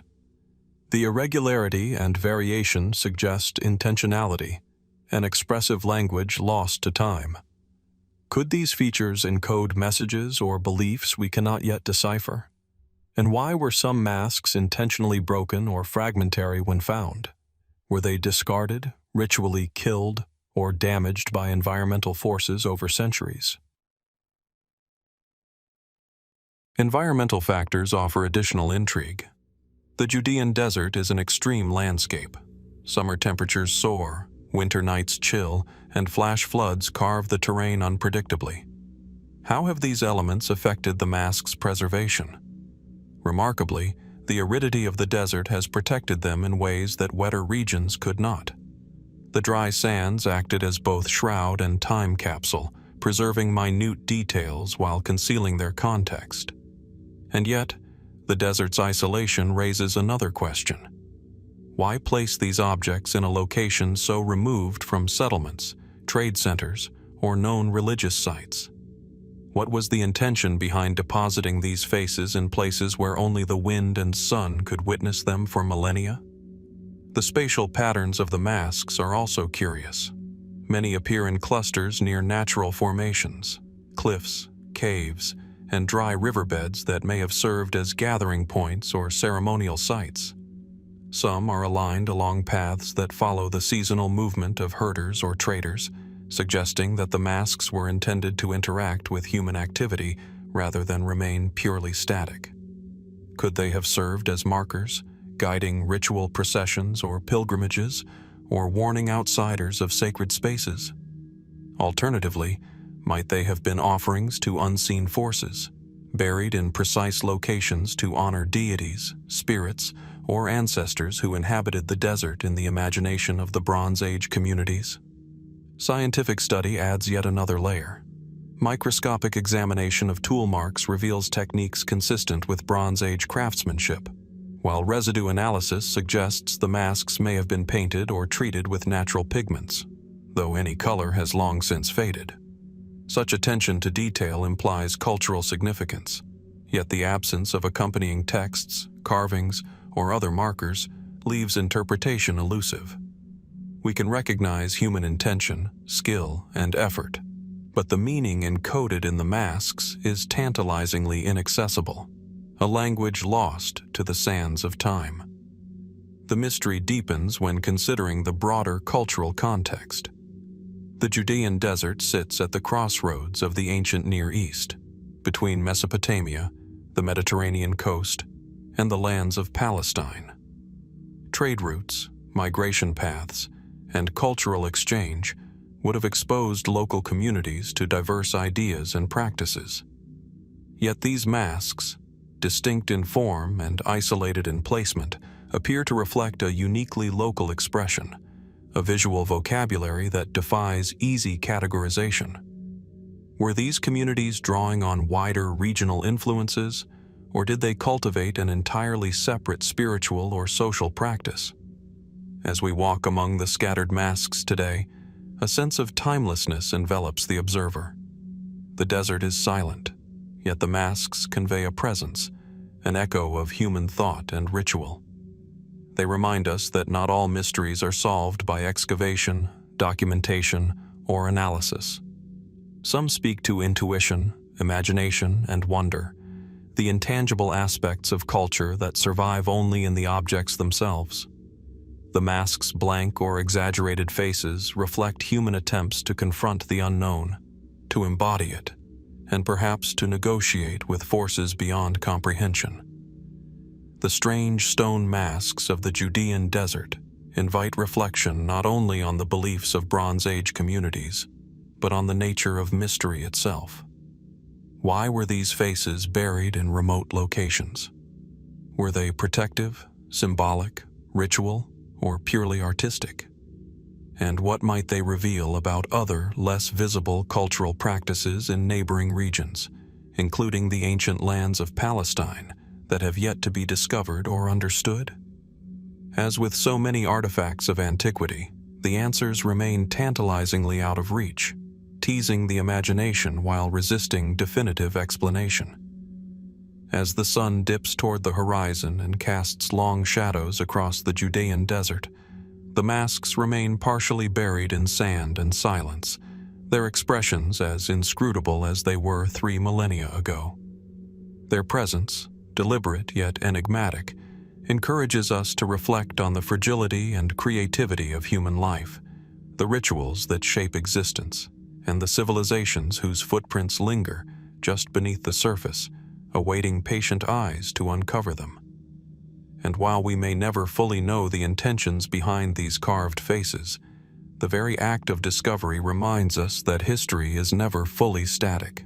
Each mask, each fragment, each shadow buried in sand whispers of a world both familiar and unknown, a world that continues to challenge, fascinate, and inspire.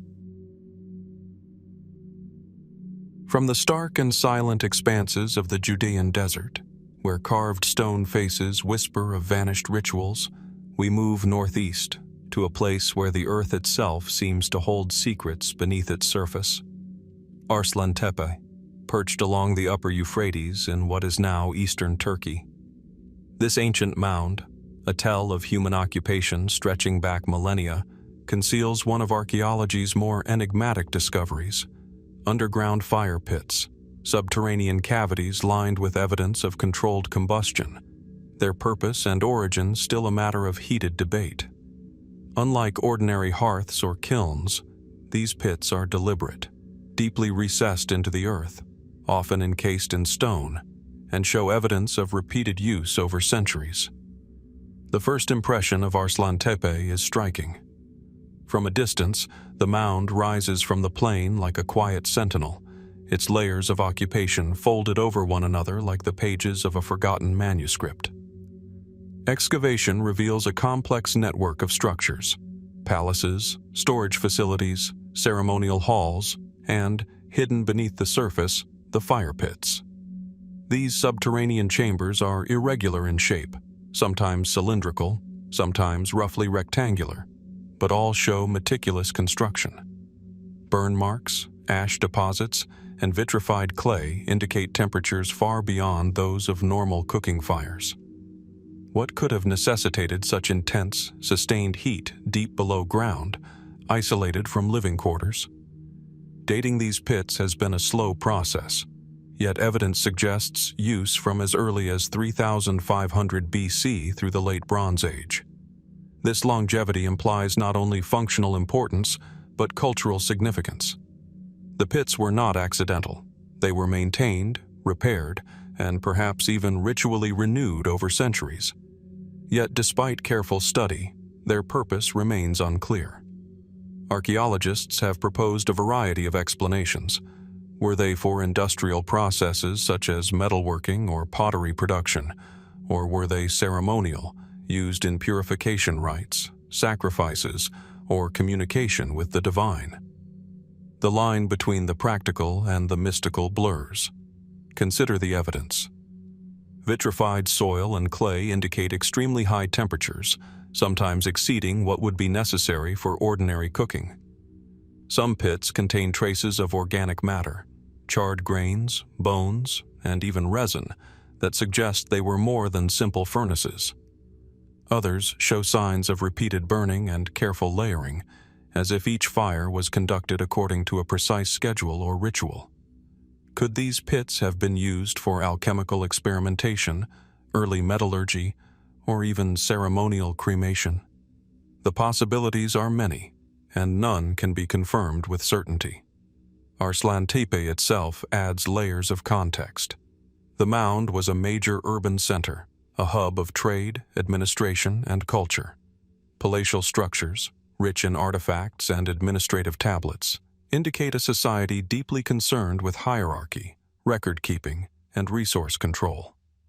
In this setting, underground fire pits may have served multiple functions: practical, industrial, and symbolic.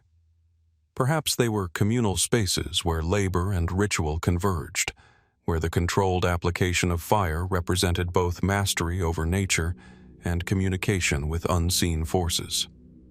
Yet the pit's subterranean isolation raises profound questions. Unlike open hearths in domestic settings, these fires were deliberately removed from daily life. Why? Was the heat too dangerous, the smoke too toxic, or the process too sacred to expose to ordinary activity? Could these fires have been part of secret rituals reserved for priests, elite craftsmen, or spiritual leaders, their purpose intentionally hidden from the wider populace? The notion of secrecy, whether spiritual or technical, seems intrinsic to their design. Speculative theories extend even further. Some researchers have drawn parallels with fire rituals found across the ancient Near East, from Mesopotamia to the lands of Palestine. Fire, in many Bronze Age cultures, was both a destructive and purifying element, a conduit to the divine. Could the underground pits at Arslantepe represent a localized interpretation of these broader traditions? A controlled space for transformation, sacrifice, or protection? Others suggest that the pits may have served as experimental sites, early laboratories for metallurgy or ceramics, where knowledge was guarded, refined, and transmitted within restricted circles.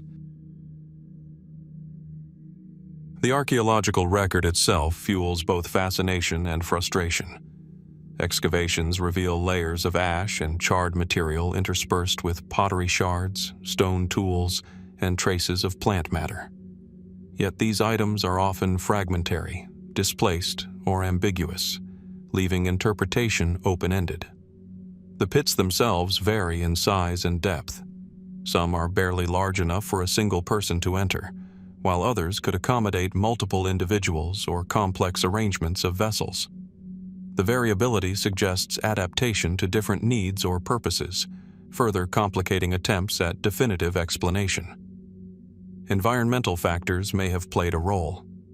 Arslantepe lies on the upper reaches of the Euphrates, where seasonal flooding, temperature extremes, and shifting soils would have affected both settlement and ritual practice. Could the underground pits have been designed to harness natural thermal stability, allowing fires to burn hotter or longer than on the surface? Or were they intended to protect delicate processes from sudden storms or seasonal variations? The interaction between human ingenuity and environmental challenge appears central to understanding these structures. As we trace the layers of Arslantepe, the fire pits also evoke questions about continuity and cultural memory.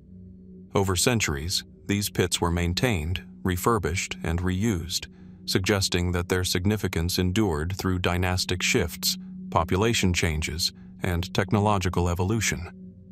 The continuity implies a shared understanding, a tradition whose meaning was codified and transmitted, yet ultimately remains opaque to us. How did successive generations perceive these fires, and what stories, beliefs, or warnings accompanied their use? Some of the most intriguing discoveries come from microscopic and chemical analysis. Residues suggest high-temperature processing of minerals, perhaps even early forms of metallurgy. Organic analysis hints at ritualistic use, possibly involving offerings or combustibles with symbolic significance. The convergence of industrial, ceremonial, and possibly spiritual functions renders these pits unique in the ancient Near East. They are at once tools, temples, and enigma, manifestations of a civilization's capacity to manipulate both physical and metaphysical forces. The location of Arslantepe also connects these mysteries to broader regional networks. The mound sits along routes linking Mesopotamia, Anatolia, and the Levant, including the lands of Palestine.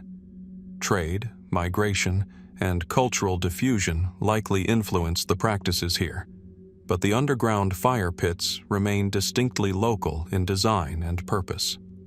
They suggest a society both aware of its neighbors and invested in unique, highly localized traditions, a civilization capable of innovation, ritual precision, and secrecy all at once. As we examine these pits today, one is struck by their enduring power to provoke reflection. The subterranean fires, though long extinguished, retain an aura of purpose and intensity. They invite questions about human mastery of elements, the intersection of utility and belief, and the ways in which civilizations encode meaning in hidden spaces.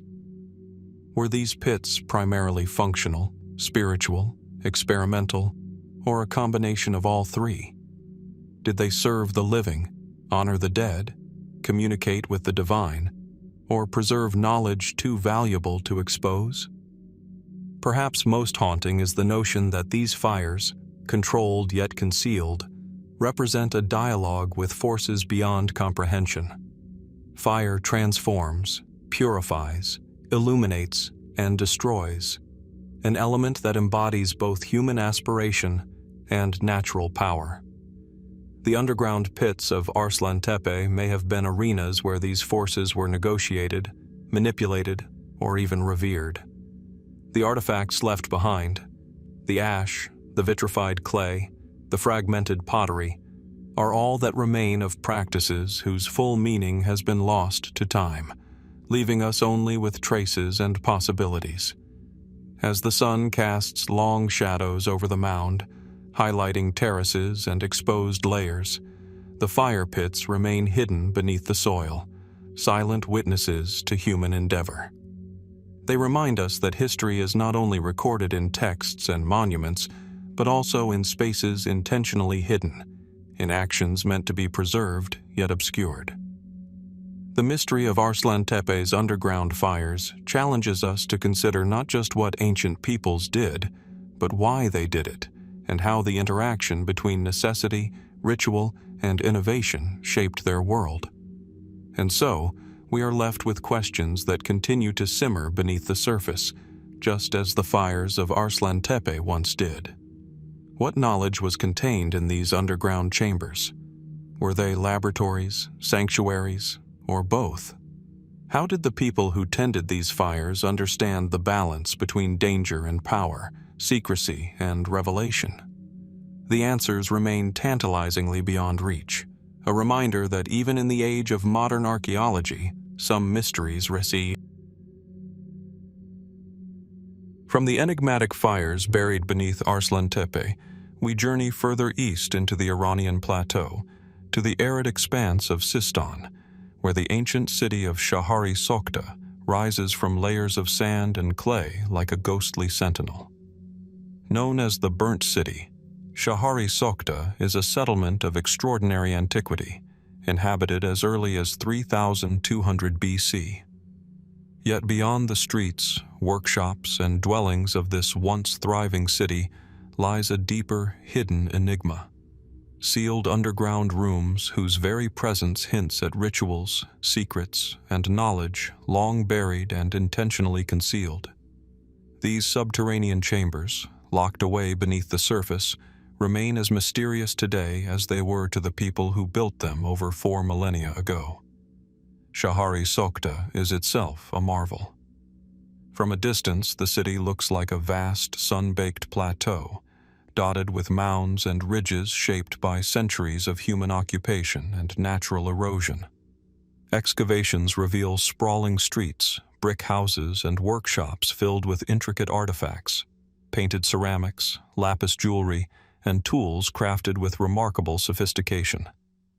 Yet below the everyday bustle of Bronze Age life, archaeologists have uncovered spaces that seem deliberately hidden, rooms closed off from the public eye, sealed with mud brick walls and thick, carefully applied plaster.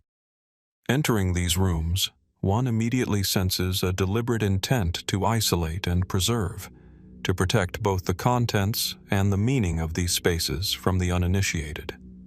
The sealed rooms vary in size and design. Some are small, barely enough for a single person to stand within. Others are larger, almost ceremonial in scale, their entrances carefully blocked with heavy clay slabs. Within these rooms, traces of organic material, pottery, and charred remains suggest activities distinct from the domestic routines observed in the upper city. Yet these chambers are often completely devoid of life. No skeletal remains, no abundant artifacts, only carefully arranged objects and residue left behind. What was the purpose of such intentional emptiness? Were they sanctuaries, storage for sacred objects, or sites of ritual enactments that required isolation from everyday life? Dating evidence places the construction and use of these rooms between 3200 and 1800 BC, during the city's peak in the Bronze Age. Over centuries, the rooms appear to have been repeatedly sealed, then reopened, then resealed, a cyclical practice that implies ritual significance. This repeated engagement indicates that these were not forgotten spaces, but locations of sustained importance, perhaps for ceremonies, initiations, or secretive administrative functions. The question remains: what drove this persistent attention to spaces hidden beneath the living city? Scholars have proposed several mainstream interpretations. Some argue that the rooms may have served as storage for valuable resources, from grains and tools to precious pigments and metals. Others suggest that they functioned as ritual chambers, designed for offerings, purification rites, or communication with spiritual forces. Yet the room's careful sealing, combined with their lack of everyday debris, challenges simple explanations. Unlike ordinary storage rooms, these spaces were deliberately kept isolated from human traffic, preserved as if their contents or energies required protection. The construction techniques themselves offer subtle clues. The walls are often reinforced with mud brick, sometimes layered with resin or tar, and the entrances are meticulously sealed. Some chambers contain niches or raised platforms, suggesting that objects placed inside were meant to remain elevated and undisturbed. Could these chambers have housed ceremonial objects, perhaps effigies, symbolic vessels, or items imbued with spiritual power? The absence of inscriptions or writing adds to the mystery. Unlike the contemporaneous civilizations of Mesopotamia or the lands of Palestine, where writing was widely used for administration and ritual, Shahr-i Sokhta's underground rooms speak through spatial arrangement and material presence rather than text. The contents of the rooms themselves are equally enigmatic. Fragments of pottery, sometimes painted with geometric patterns, appear alongside small tools and occasional traces of organic matter. Charred residues suggest the use of fire, but unlike the industrial fires at Arslantepe, the fires here were confined and controlled, perhaps part of a ritual act. Could the underground fires have been symbolic, purifying objects, offering smoke to unseen forces or transforming materials in ways that were both practical and spiritual? The intersection of utility and ritual is palpable, yet elusive. Speculative theories expand the mystery further. Some researchers suggest that the rooms may have functioned as initiation chambers, spaces where young members of society underwent spiritual or social rites away from the public eye. Others propose that the chambers were repositories for knowledge, storing early records, symbolic objects, or even proto-astronomical tools that encoded understanding of the cosmos. Could these underground rooms reflect a worldview in which the hidden and the sacred were intertwined, where what was buried beneath the earth held power or meaning greater than that visible above ground? Environmental context adds another layer of intrigue. The city is situated near the Helmand River, in a harsh, arid landscape prone to seasonal flooding and temperature extremes. The subterranean rooms may have provided shelter from these environmental challenges, preserving delicate materials, or creating controlled spaces for rituals regardless of external conditions. The intentional sealing may have served both practical and symbolic purposes, protecting the contents while reinforcing their sacred or secret nature. The broader cultural and regional context also informs interpretation. Shahr-i Sokhta sits at the crossroads of trade and cultural exchange, connecting the Iranian plateau with Mesopotamia, the Indus Valley, and the lands of Palestine. Trade networks and migration routes brought new ideas, goods, and spiritual practices, yet the underground rooms retain a distinct local character. They suggest that despite these external influences, the inhabitants of Shahr-i Sokhta maintained unique traditions, practices, and interpretations of ritual space that were intentionally hidden from outsiders. As archaeologists excavate these chambers today, the process itself feels almost ceremonial. Each removal of a ceiling brick, each careful recording of artifact position, is performed with precision, revealing glimpses of a past that is at once tangible and tantalizingly elusive. Unlike surface structures, which can be contextualized within the rhythms of daily life, these underground rooms resist full comprehension. They challenge assumptions about what we can know, reminding us that human intent is often layered, complex, and encoded in ways that do not always survive the passage of time. The sealed rooms also provoke reflection on human interaction with hidden spaces. In Bronze Age society, deliberate concealment implied knowledge, power, or sanctity. Those who constructed, used, and resealed these rooms were engaging with forces, whether social, spiritual, or symbolic, that required privacy and protection. The architecture of concealment itself becomes a message. Some truths were not for public eyes, some knowledge was preserved in silence, and some rituals required the absence of spectators. Walking among the exposed mounds of Shahr-i Sokhta today, one can almost sense the presence of those long-gone inhabitants, their lives intertwined with spaces we cannot fully comprehend.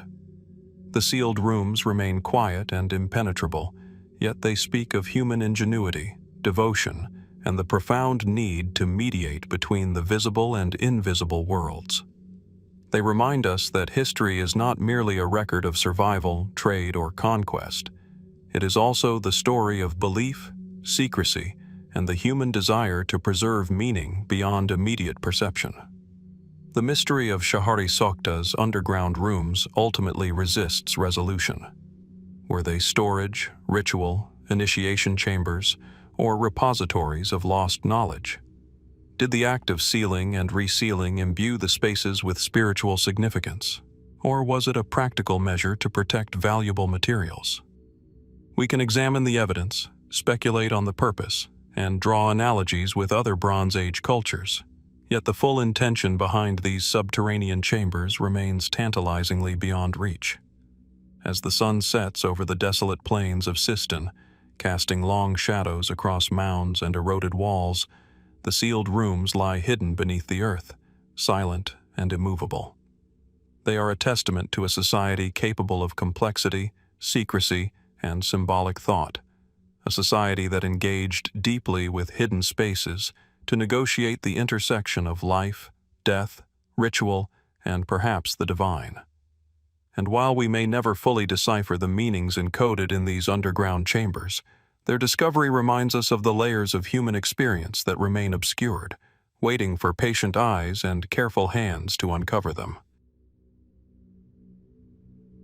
From the concealed chambers of Shahr-i Sokhta, where secrets were meticulously preserved beneath layers of mud brick, our journey takes us eastward across the vast expanse of Central Asia to the ancient cradle of early Chinese civilization. Long before the rise of the well-documented Shang dynasty, in the fertile valleys along the Yellow River, precursors to the great city of Anyang constructed deep shafts, vertical pits carved into the earth, some simple, others intricately lined with wood and clay, designed for a purpose both practical and chilling.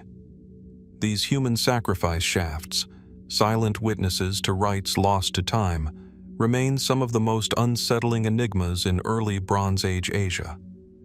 The landscape itself offers clues to the magnitude of the mystery. Rolling hills and river terraces dominate the northern plains, their contours shaped by centuries of floodwaters and sediment deposits. It is here, amidst this fertile but unforgiving terrain, that early settlements flourished, leaving behind traces of ritual and urban planning.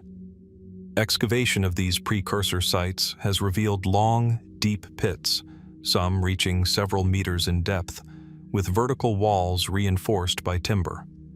The shafts were deliberately constructed to hold their occupants securely, and in some cases, the evidence indicates repeated use over decades or even centuries. The human remains found within these shafts present a stark and somber record. Skeletons, often carefully positioned, are interspersed with pottery, jade, bronze artifacts, and sometimes remnants of food offerings. Many of the skeletons show signs of violent death, though the precise method, whether strangulation, blunt trauma, or ritual execution, is not always clear. The question that haunts archaeologists is simple yet profound. Why were these individuals consigned to these vertical tombs, sacrificed beneath the foundations of settlements that would evolve into one of the most sophisticated civilizations of the ancient world? Dating suggests that these practices began around 1500 BC, preceding the well-known Shang dynasty period. This places them in a time when social hierarchies were consolidating, metallurgy was advancing, and ritual practices were codifying into structured systems of belief. Yet the shafts themselves defy easy classification. Unlike ordinary burials, which occupy horizontal graves within communal cemeteries, these vertical pits were constructed with deliberation, isolated from everyday life, and sometimes hidden within or beneath palatial or ceremonial precincts. Could they have served as offerings to deities, ancestors, or even to the earth itself? A way of consecrating space and ensuring the prosperity of the living? The construction of the shafts is itself remarkable. Some pits are lined with timber to prevent collapse. Others are reinforced with mud brick or stone. The depth varies, yet the verticality is a constant, suggesting that the act of lowering a human being into the earth held symbolic weight. Archaeologists speculate that the pits may have been designed to separate the deceased from the living, creating a boundary between the mundane and the sacred. In some instances, the shafts are located beneath structures interpreted as elite residences or ceremonial platforms, indicating that the sacrifice may have been tied to the authority of rulers or religious leaders. Artifacts found alongside the human remains provide further intrigue. Jade pendants, ceramic vessels, and bronze objects suggest that the sacrifices were not arbitrary. Rather, they may have been carefully selected members of society, servants, captives, or individuals of particular social or spiritual significance offered in a ritual context. Yet the specific criteria for selection remain unknown. What beliefs guided these choices? Were the sacrifices intended to appease deities, commemorate ancestors, or ensure the stability of newly established political authority? The answers elude us, leaving room for cautious speculation and reflection. The positioning of the bodies within the shafts is equally compelling. Many were found with arms crossed, heads bowed, or facing particular directions, suggesting an adherence to ritual norms. In some cases, remains indicate that multiple individuals were interred simultaneously, possibly as part of a coordinated ceremony. The repetition of these practices across multiple sites, often separated by considerable distances, implies a shared cultural framework, a system of belief in which the human body was both a conduit and a vessel for spiritual communication. Scientific analysis has added complexity to the picture. Studies of isotopic signatures, skeletal trauma, and burial context indicate that the individuals may have been from different regions, not local to the settlement itself. Could these have been captives taken in conflict or itinerant people incorporated into ritual life? Furthermore, the presence of botanical and faunal remains in some shafts suggests that sacrifices may have been accompanied by offerings of food or incense, a practice consistent with ritual behaviors seen in later Shang tombs. The convergence of death, ceremony, and ecological context underscores the sophistication of these early practices, yet their ultimate meaning remains hidden. Speculative interpretations extend beyond the immediately tangible. Some researchers propose that these shafts were part of initiation rites, where the boundary between life and death, sacred and profane, was deliberately manipulated to convey spiritual authority or cosmological knowledge. Others suggest that the sacrifices were intended to sanctify space, literally grounding new construction or political authority in human offering.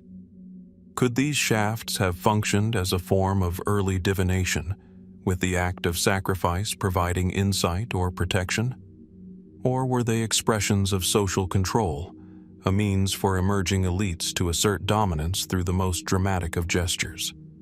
Despite extensive excavation and study, many shafts remain sealed, their contents unexplored, their full significance lost to time.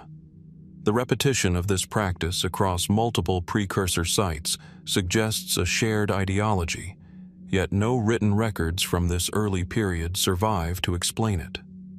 We are left with fragments, human remains, the traces of ceremonial offerings, and the deep vertical voids themselves.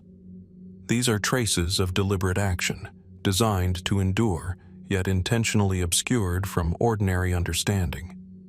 The broader implications of these sacrifices are profound. They reveal early societies grappling with the concepts of life, death, power, and spiritual authority. They speak to human ingenuity not only in technology and settlement planning, but in the orchestration of ritual. They challenge us to consider the complex interplay between political consolidation, religious practice, and social hierarchy in a world long before written records provide clarity. And yet, the very secrecy of these shafts ensures that each answer only provokes further questions. Walking through the precursor settlements of Anyang today, one can sense the echoes of these ancient practices. The shafts, now empty or partially excavated, descend into darkness, silent but eloquent in their preservation of human intent. They are monuments not only to the individuals consigned to their depths, but to a civilization's capacity for ritualized expression, for managing the tension between the living and the dead, the visible and the hidden. They remind us that history is often written in voids and absences as much as in structures and artifacts. And so, the human sacrifice shafts of ancient Anyang's precursors remain among the most haunting and compelling mysteries of the early Bronze Age. Were they intended to appease deities, honor ancestors, assert authority, or serve some combination of these purposes? Why were the victims chosen, and what beliefs guided their placement and positioning? The shafts, their artifacts, and the traces of ceremonial practice continue to challenge our understanding, inviting reflection on the depths of human belief, the complexity of ritual, and the ways societies negotiate power and spirituality. As the wind sweeps across the plains, raising dust over long-buried settlement mounds, the shafts remain, vertical lines etched into the earth, silent witnesses to rituals whose full meaning is lost. They compel us to look deeper, to ask questions that have no definitive answers, and to recognize that the human story is filled with shadows as well as light. The sacrifices of these early societies speak across millennia, challenging us to consider not only what we can uncover, but also what remains intentionally hidden, waiting beneath the soil in the silence of history. The human sacrifice shafts invite us to wonder not only about the rituals themselves, but about the broader cultural and spiritual frameworks that produced them. What beliefs, fears, and social structures motivated such acts? How did these practices shape the emerging political and spiritual landscape of early China? And what other subterranean mysteries might yet lie buried, undiscovered, beneath the ancient cities that dot the plains of this vast, enigmatic land? The questions linger, unanswered but profoundly compelling, urging continued exploration and contemplation. From the shadowed depths of the human sacrifice shafts in ancient Anyang, our journey carries us across continents and deserts, to a land where the whispers of antiquity are etched not in earth, but in stone. In the heart of Egypt's eastern desert, the long, narrow corridor of Wadi Hammamat stretches like a rugged artery through the barren mountains, a lifeline for caravans, miners, and traders for millennia. Beneath the harsh glare of the sun, the landscape is austere, jagged rocks rising sharply against a pale sky, scattered boulders and gravelly slopes punctuating the otherwise desolate plain. Here, the rocks themselves seem to hold secrets, their surfaces marked by carvings and inscriptions whose origins and meaning remain a profound mystery. The carvings are unmistakable at first glance. Hundreds, perhaps thousands of symbols are etched into the dark gray and brown stones, some deeply cut, others faint and eroded by wind and sand.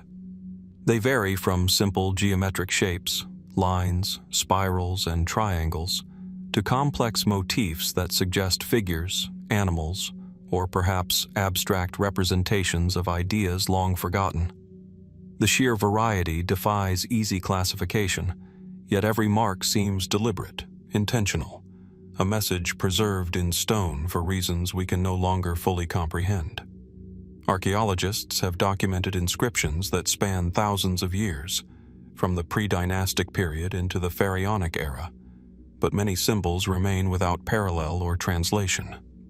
Some scholars suggest these carvings were the work of miners or traders who traversed Wadi Hammamat, leaving records of journeys, achievements, or spiritual invocations. The Wadi was a key route for the transport of valuable stones, including the famed greywacke and Blackened stone used in statues and sarcophagi. Could these symbols have served as markers for safe passage or records of resource locations? Or were they ceremonial, offerings to deities invoked to protect travelers through this hostile landscape? The inscription's placement, high on cliff faces or deep within narrow gorges, suggests intentionality beyond mere convenience. Many are in locations that are difficult to reach, requiring ladders, climbing, or scaffolding, implying that the act of carving itself may have had ritual significance. Yet even within these practical explanations, the enigma persists. Some carvings appear to predate Egyptian writing systems entirely, suggesting a symbolic language or proto-script whose meaning has been lost. Could these marks have encoded a system of knowledge, trade records, or spiritual cosmologies? Certain clusters of symbols appear to be repeated across the Wadi, hinting at shared cultural or religious conventions. Others are unique, raising questions about their creators and purpose. Who first stood before these rocks, chisel in hand, and carved these enigmatic shapes? What compelled them to leave such a permanent trace in such a forbidding environment? The physicality of the symbols adds another layer of intrigue. Some carvings exhibit fine, precise lines, while others are rough and angular. The differences may reflect varying tools, techniques, or even intentions. Microscopic analysis reveals that some symbols were inscribed with flint chisels, others with harder stone implements. Certain marks show evidence of subsequent modification, suggesting that these carvings were not static. They evolved, perhaps acquiring new meaning over generations, or being repurposed to reflect changes in culture, authority, or belief. Beyond their origin, the content of the symbols is equally mysterious. While some appear pictorial, resembling boats, humans, or animals, others are abstract, dots, crosshatches, and interlocking lines that resist interpretation. Attempts to link them with hieroglyphs, proto-cuneiform, or even numerical systems have yielded tantalizing hints, but no definitive conclusions. Could they have served as early astronomical charts, recording celestial events over decades? Some researchers note alignments with solstices or prominent stars, but evidence is circumstantial, leaving open the question of intentionality versus coincidence. The context of Wadi Hammamat itself deepens the mystery. This harsh corridor, with its rocky slopes and narrow passages, was traversed by people moving between the Nile Valley and the Red Sea. Yet it was no easy journey. Heat, dehydration, and rugged terrain made it perilous. Were the symbols meant to invoke protection, guidance, or the favor of divine forces? Did travelers leave messages for those who would follow, warnings or prayers etched in enduring stone? The coexistence of symbolic carvings with practical inscriptions, lists of quarry sites, caravan names, and distances suggests a complex intertwining of the spiritual, the social, and the utilitarian. Intriguingly, some of the carvings suggest continuity with even earlier, enigmatic cultures. Certain spiral motifs and abstract forms are reminiscent of patterns found in Saharan rock art, thousands of kilometers away, implying possible long-distance knowledge or shared symbolic traditions. Could these symbols reflect a communication network, cultural transmission, or shared cosmological understanding stretching across the deserts of northeastern Africa? Or do they instead represent isolated ingenuity, the independent emergence of symbolic thought in a particular environment? The ambiguity is part of what renders Wadi Hammamat so compelling. Archaeologists have also discovered evidence that some of the symbols may have served funerary or ritualistic purposes. Nearby burial sites contain artifacts with motifs similar to those carved into the rocks, suggesting that the Wadi may have held significance not only for the living, but also for the dead. Could the rocks themselves have been seen as thresholds, liminal spaces where the earthly and spiritual worlds intersected? The elevation of certain carvings, positioned on cliffs overlooking the valley floor, may symbolize a connection between heaven and earth, an offering visible to both humans and gods alike. Despite centuries of study, the full meaning of these symbols continues to elude us. Modern techniques, including 3D scanning, chemical analysis, and photogrammetry, have allowed scholars to preserve and analyze the carvings with unprecedented detail, yet every discovery seems to raise as many questions as it answers. Why were some marks preserved while others were deliberately erased or left unfinished? Who decided which symbols to carve and who interpreted them? And most hauntingly, what knowledge, warnings, or spiritual messages were lost with their creators? Standing amidst the Wadi today, one can sense the weight of these silent witnesses. The desert wind scours the rocks, smoothing edges and eroding fine detail, yet the carvings endure. They speak across millennia of human presence, of intention, creativity, and the need to leave a mark on the world. But the meaning of that mark, whether practical, ritualistic, or symbolic, remains obscured, a mystery encoded in stone and shadow. The unknown symbols carved into the rocks of Wadi Hammamat compel us to consider not only the ingenuity of those who inscribed them, but also the mysteries they intended to communicate. What thoughts, beliefs, or instructions did these carvings encode? What was lost when their creators vanished from the landscape, leaving only stone as witness? And what might future explorers and researchers yet uncover, hidden in the desert folds, waiting silently for discovery? Here, in this barren corridor, the interplay of survival, belief, and human expression is etched permanently into rock. The carvings invite us to pause, to reflect on the passage of time, and to acknowledge that some knowledge may never be fully deciphered, even as its echoes continue to shape our understanding of the past. They remind us that history is not always written in scrolls or tablets, but sometimes in silent, enduring forms that demand patience, attention, and reverence. And so, the symbols of Wadi Hammamat remain as they have for thousands of years, enigmatic, deliberate, and hauntingly beautiful. Their meaning may elude modern interpretation, but their presence is undeniable, a testament to human curiosity, ritual, and the impulse to leave a trace upon the world.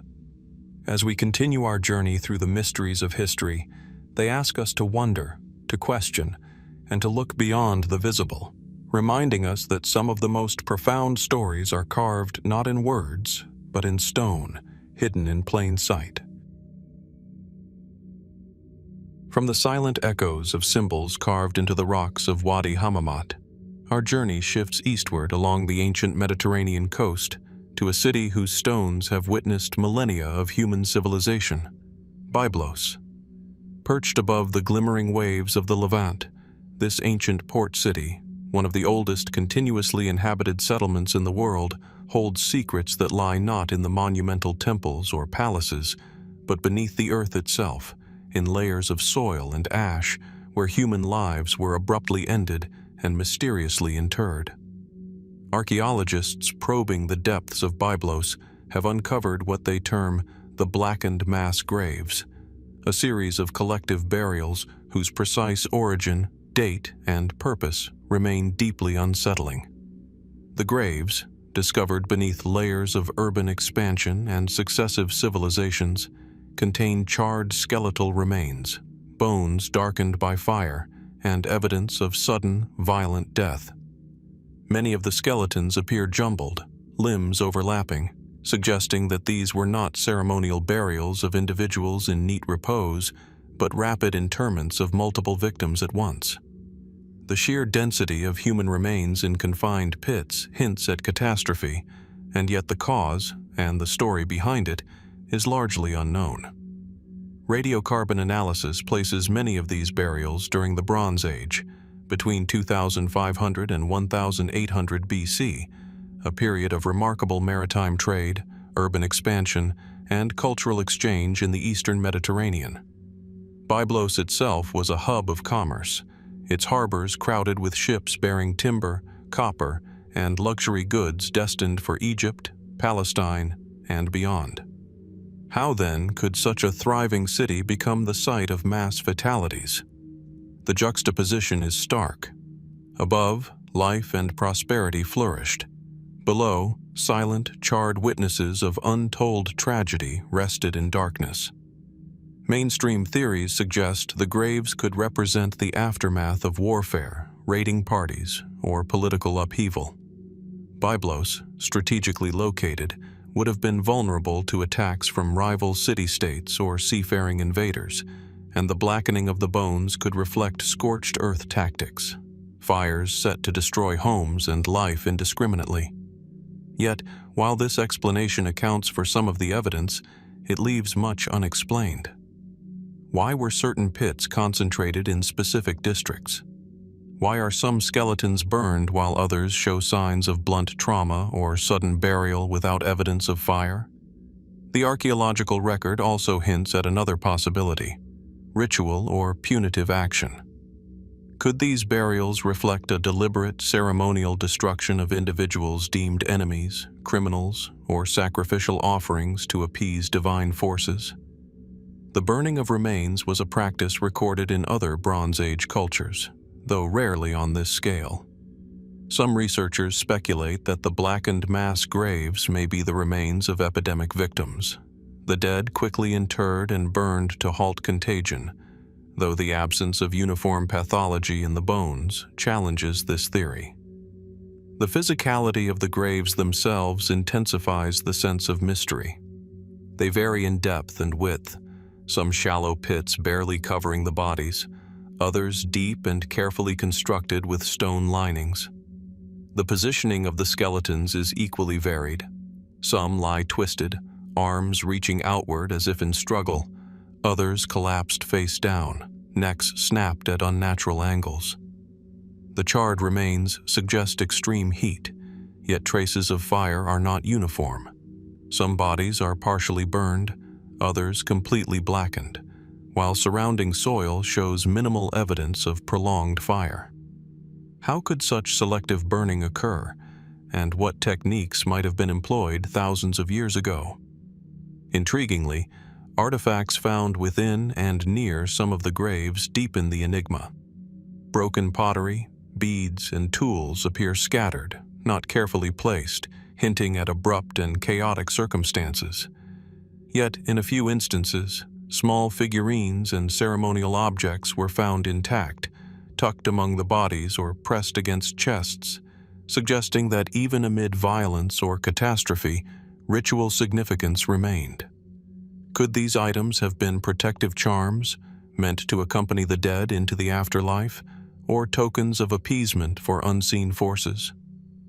The location of the graves themselves raises further questions. Many lie beneath areas once central to the city: public squares, marketplaces, and residential districts. Unlike isolated burial grounds, these graves intrude upon the living spaces of the city, as if death demanded visibility, or perhaps left a mark to warn or commemorate. Were these collective burials public acts, meant to assert control, convey a warning, or perform a communal ritual? Or were they hurried responses to crises, events so sudden and devastating that the living could do no more than bury the dead en masse? Some fringe theories have been proposed, though cautiously. A few suggest that Byblos may have suffered catastrophic natural events, earthquakes, sudden fires, or even volcanic fallout from distant eruptions, that claimed lives in numbers sufficient to explain the mass graves. Others speculate about unexplained phenomena, unknown diseases, climate-induced famine, or even early forms of chemical exposure from trade goods stored in the city. Each theory touches on elements of possibility, yet none fully accounts for the unusual patterning, selective burning, and distribution of the graves. Comparisons with other ancient Mediterranean cities reveal that Byblos's blackened mass graves are unusual, even exceptional. While mass burials are recorded elsewhere, Few show this combination of partial cremation, scattered ritual objects, and apparent rapidity of interment. Could this indicate a unique cultural practice, specific to Byblos, reflecting local religious beliefs or societal structures now lost to time? Or does it hint at an extraordinary historical event, one deliberately obscured by subsequent generations, whose details were too horrifying to record or commemorate? The human stories behind these blackened bones remain, inevitably, speculative. Who were these individuals? Merchants, slaves, soldiers, or ordinary townspeople? What fears, hopes, or obligations might they have carried into death? And what did those left behind understand about the forces, human or divine, that caused these deaths, prompting the careful and yet chaotic acts of burial? Today, archaeologists continue to study the remains with increasingly sophisticated methods, from isotope analysis to ancient DNA sequencing, hoping to discern age, origin, diet, and possible causes of death. Yet every answer seems to open new questions. Even as some details become clearer, the profound mystery of why these individuals were burned, buried together, and seemingly marked by violence endures. Standing on the streets of modern Byblos, one can imagine the shadows of these ancient lives beneath the stones. The city's bustling markets and sunlit harbors conceal a darker past, reminding us that history often preserves not only the triumphs of civilization, but also its tragedies. The blackened mass graves are mute witnesses to a chapter of human experience that refuses easy explanation, offering only fragments of a story interrupted, lives erased, and a mystery that stretches across millennia. And so, the graves call to us, silently but insistently, to question, to investigate, to consider that beneath the thriving city of Byblos lies a history of human vulnerability, suffering, and ritual expression that we may never fully comprehend. They compel us to confront the uncomfortable reality that not all mysteries are meant to be solved, and that the most haunting stories are often the ones left untold, etched in soil, ash, and memory, waiting for those who are willing to look closely enough to perceive their dark echoes. As we leave the shadowed mass graves of Byblos behind, our journey moves deeper into the heart of the Sahara, to a remote expanse of sand and stone known as Nabta Playa. Here, far from the bustle of cities and the traces of human commerce, the desert stretches endlessly, a vast canvas of shifting dunes and granite outcrops. Under the relentless sun, the landscape seems barren, yet hidden within its sands are traces of a sophisticated and enigmatic society, one that left behind monuments whose purpose continues to challenge our understanding, the abandoned observatory of Nabta Playa. At first glance, the site seems unremarkable, a scatter of stones arranged in rough circles and alignments, partially buried by wind-blown sand. But careful examination reveals a precision that is immediately striking. Stones placed to mark the solstices, alignments that suggest knowledge of the stars far beyond what might be expected from a society living in the harshest of deserts. Some of these megaliths reach over a meter in height, carved from local granite and carefully positioned to correspond with the movement of the sun and the changing seasons. Standing there, one feels a tension between the stark simplicity of the structures and the depth of knowledge required to erect them with such purpose. Archaeologists date these constructions to as early as 5000 BC, a time when the Sahara was not yet the arid desert we know today, but a mosaic of lakes, wetlands, and grasslands.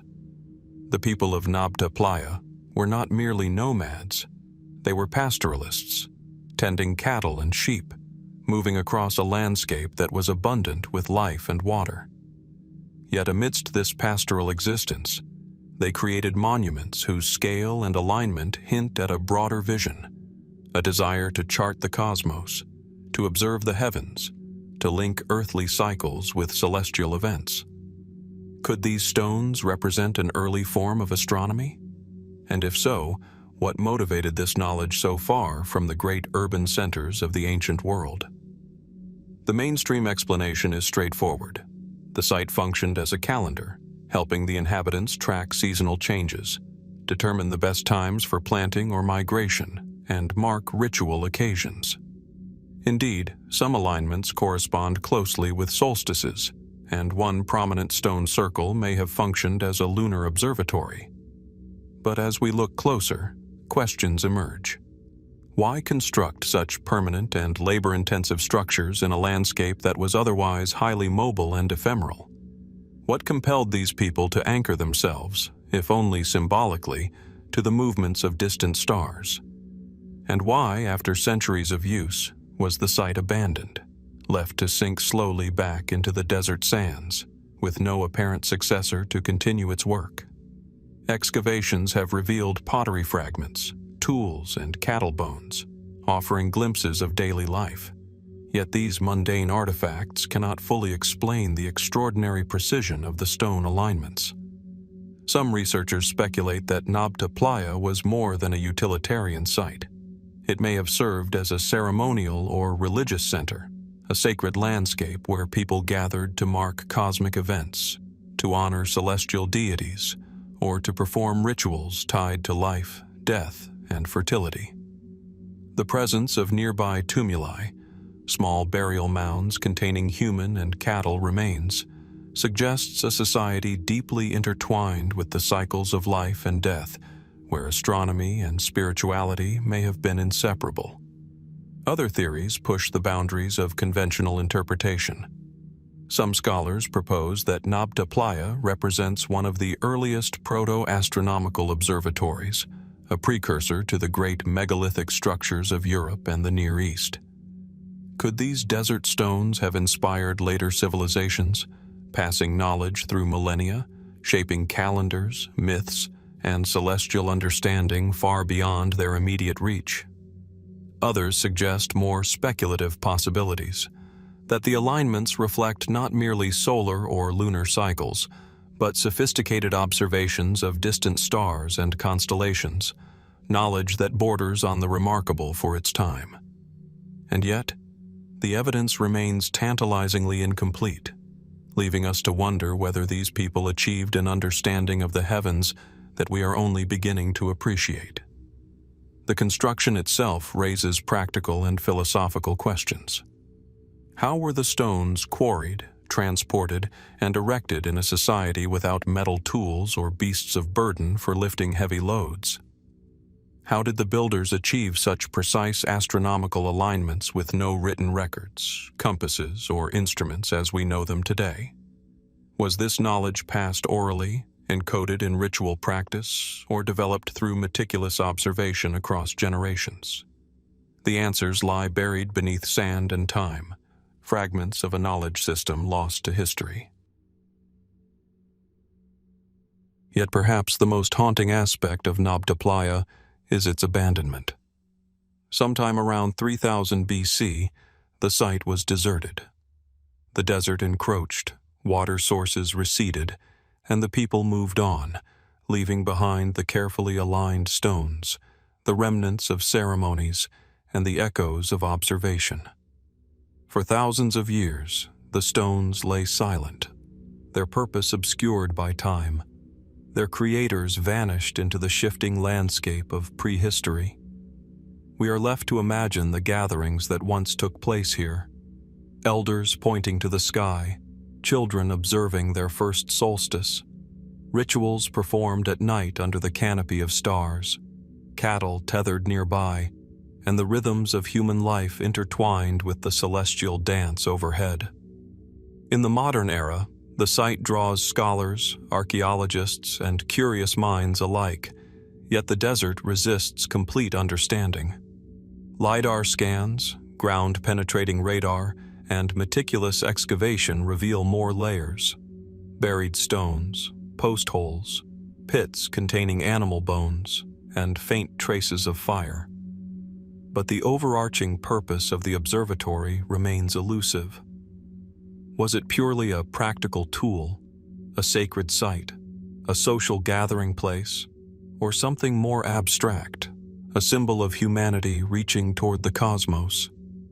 Every discovery seems to deepen the mystery rather than resolve it. And so, Nabta Playa challenges us to think beyond conventional assumptions. It prompts reflection on the ingenuity of early societies, the human impulse to map the sky, and the persistence of ritual and observation across millennia. The site is a testament to curiosity, precision, and the intimate connection between people and the environment, between earthly life and celestial order. It also reminds us that some human endeavors, no matter how deliberate and enduring, can fade from memory, leaving behind stones and alignments as the only testament to an extraordinary vision. Today, as we stand at the edge of the desert, looking across the flat expanse where the stones of Nabta Playa rise from the sand, the mystery lingers. What knowledge did these early observers possess that has been lost to time? What were the rituals performed beneath the vast Saharan sky? And why did a site of such careful design, imbued with cosmic significance, fall silent, abandoned to the desert winds? The answers may never be fully known, yet the site continues to speak in its quiet, immutable language of stone and sky. The abandoned observatory of Nabta Playa, like the mass graves of Byblos and the enigmatic symbols of Wadi Hammamat, is a place where human curiosity and ambition intersect with mystery. It reminds us that history is not only a record of the visible and the written, but also of the silent, the obscured, and the unfathomable. In contemplating its stones and alignments, we confront the persistence of questions. What drives humanity to seek understanding of the heavens? What knowledge can be lost across millennia, yet still echo through monuments? And what secrets of the ancient world remain buried, waiting for the patient observer to uncover them?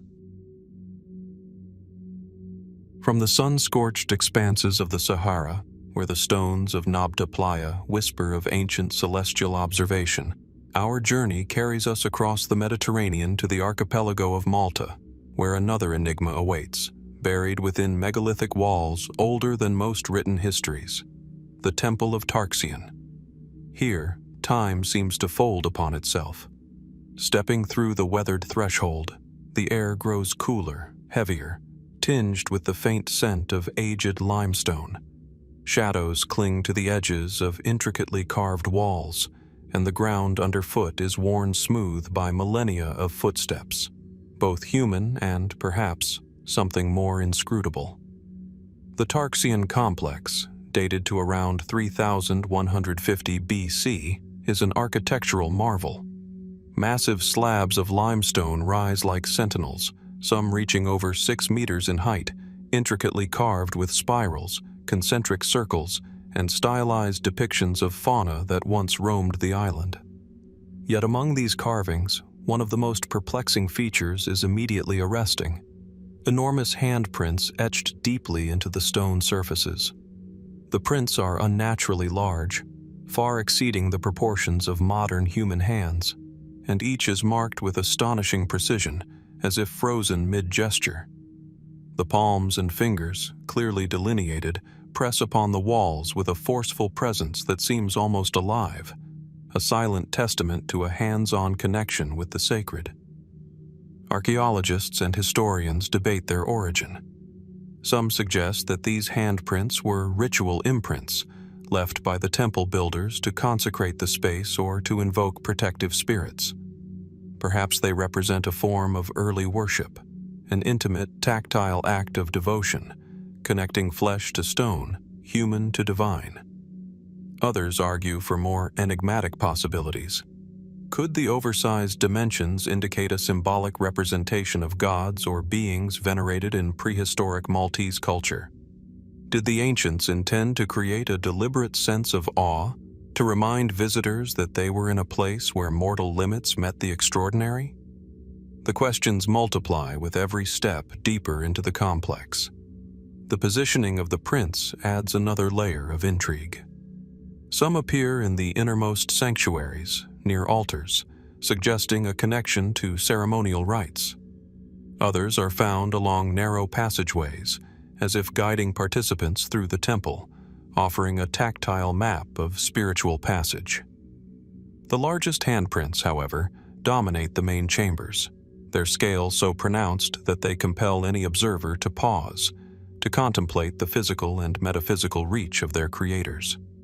Could these imprints signify a lost understanding of human proportions, or were they deliberately exaggerated to convey a sense of the sublime, the presence of powers beyond ordinary comprehension? Scientific analysis offers fragments of insight. The limestone shows no evidence of modern carving tools, indicating that these impressions were made with rudimentary implements or possibly even by pressing hands directly into the soft rock before it hardened. Microscopic wear patterns suggest repeated contact, hinting that the walls may have served as a living canvas, a ritual interface used over generations.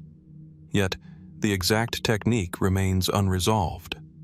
How did these ancient artisans achieve such consistency and precision? And why were the handprints preserved with such care in some locations while other carvings were left rough or unfinished? The broader context of Tarxien further deepens the mystery. This temple is part of a network of megalithic sites across Malta, including Hagar Chim and Manajdra, all exhibiting extraordinary architectural sophistication for their era. Alignments with solstices and equinoxes suggest a nuanced understanding of celestial cycles, paralleling observations made at Nabta Playa. Yet here, in the limestone chambers, the cosmos is brought indoors, embodied in human, or seemingly superhuman, handprints. Could these markings represent a symbolic linking of earth and sky, a ritual expression of cosmic order through human gesture? Or might they conceal knowledge of proportions, anatomy, or spiritual practices lost to time? Speculative theories, naturally, have emerged. Some fringe interpretations propose that the oversized hands hint at the involvement of beings larger than humans, invoking myths of giants or preternatural builders. Others suggest a psychological or ritualistic function. The imposing scale of the prints could have induced awe or even fear in participants, heightening the impact of ceremonies within the sacred chambers. Anthropologists point to parallels in other prehistoric cultures, where hand imprints on cave walls may signify presence, claim territory, or memorialize important events. Yet the sheer magnitude of the Tarxian prints remains unmatched, leaving us to wonder whether the ancient Maltese were encoding messages intended only for those initiated into their mysteries. Despite centuries of excavation, much about the Temple of Tarxien resists interpretation. Only a fraction of the site has been fully analyzed, and layers of sediment and erosion obscure the original surface of the walls. Carbon dating of organic remains, bones, charcoal, and pollen, confirms human activity over several centuries, but the cultural and spiritual significance of the handprints remains tantalizingly opaque. Were they a form of signature, marking sacred authority? Or did they represent a more abstract, symbolic language, a dialogue between the corporeal and the divine? Each hypothesis sheds light on some aspects while deepening the shadows around others.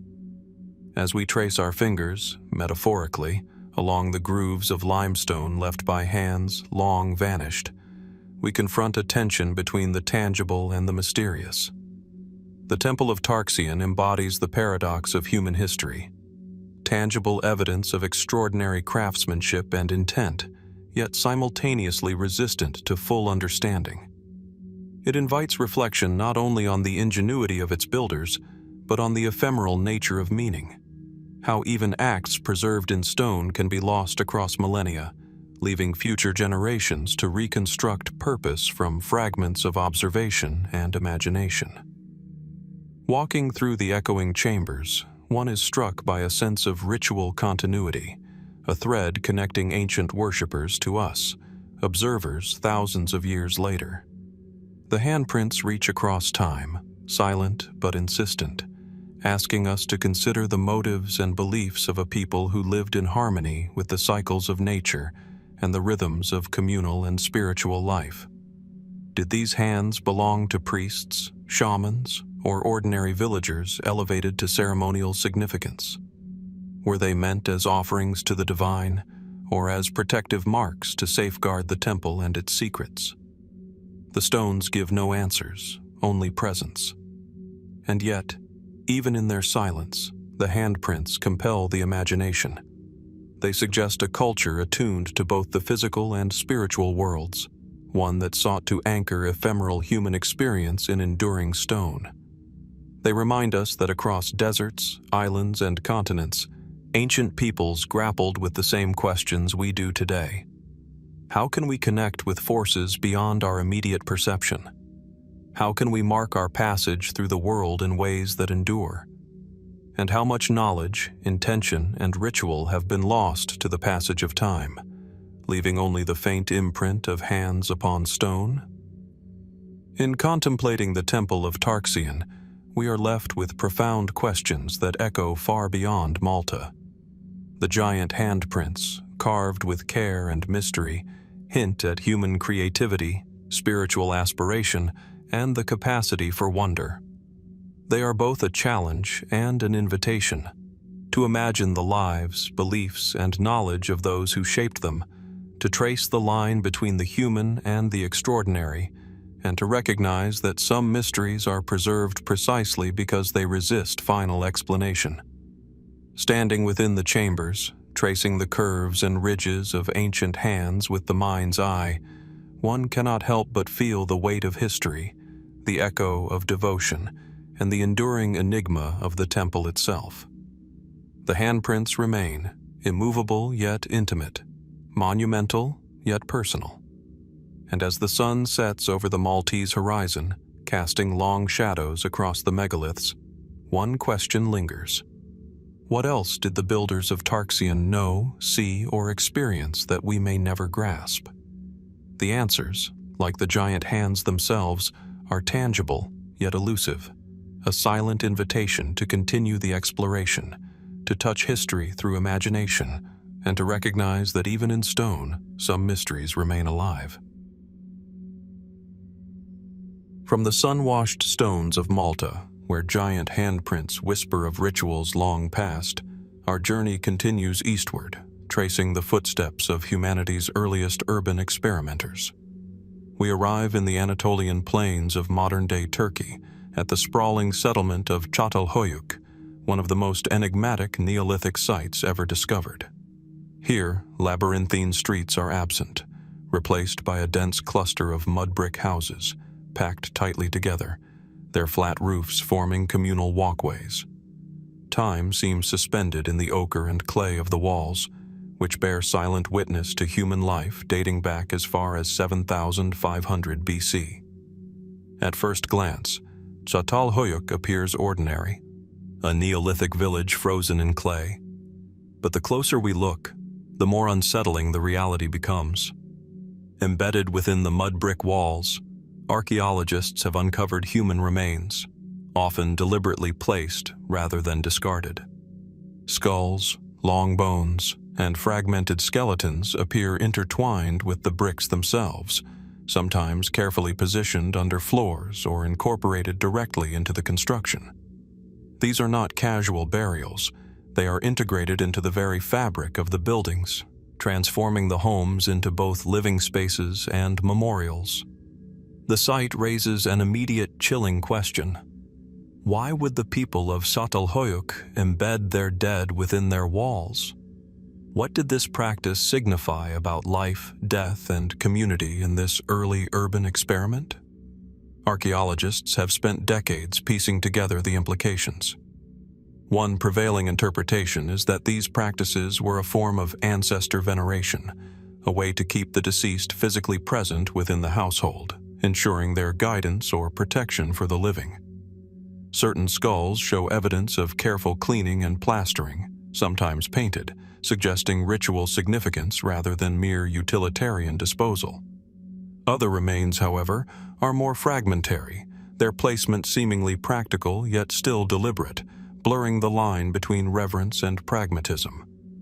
Could this duality indicate a culture simultaneously respectful and utilitarian, blending spirituality with daily necessity? Further intrigue arises from the sheer scale and consistency of this practice. Entire neighborhoods of Çatalhöyük show evidence of human remains incorporated into walls, implying a communal ritual rather than isolated acts.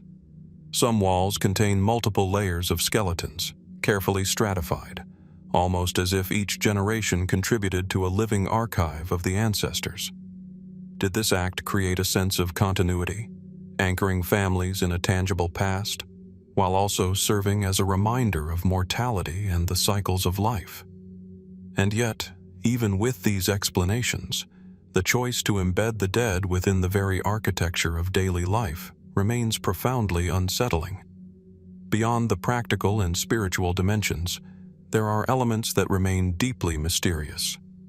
Some skeletons exhibit unusual treatment, selective removal of bones, plastered faces, or repositioning over successive generations. Could these anomalies hint at social hierarchies, spiritual differentiation, or ritualized ceremonies now lost to time?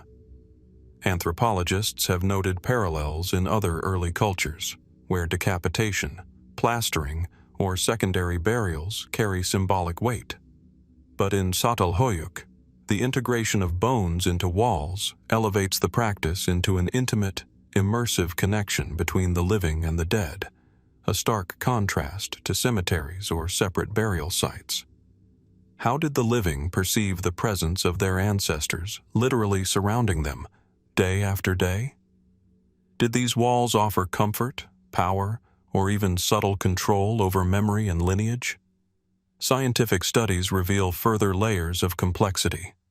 Carbon dating confirms that these practices spanned centuries, implying deep cultural continuity and intentionality.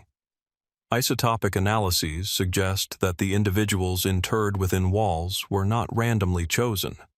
Some may have been prominent members of society, while others appear less distinguished. This mix complicates any single narrative, hinting at a sophisticated understanding of community, memory, and social identity. Were the walls themselves a form of storytelling, encoding lineage, events, or spiritual beliefs in clay and bone, readable only to those initiated into their meaning? Speculative theories, naturally, abound. Some suggest that these walls functioned as protective talismans, imbued with the presence of the dead to guard against misfortune or invasion. Others propose more metaphysical interpretations.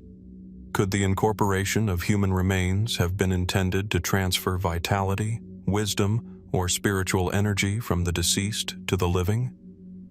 Fringes of research consider the possibility of symbolic contracts with ancestors, tangible reminders of duty and reciprocity, as if life and death were intertwined not just biologically but architecturally. And yet, no definitive answers exist, only questions, each echoing within the mud-brick corridors of Çatalhöyük. Walking through the reconstructed dwellings today, one is struck by a paradoxical intimacy and unease.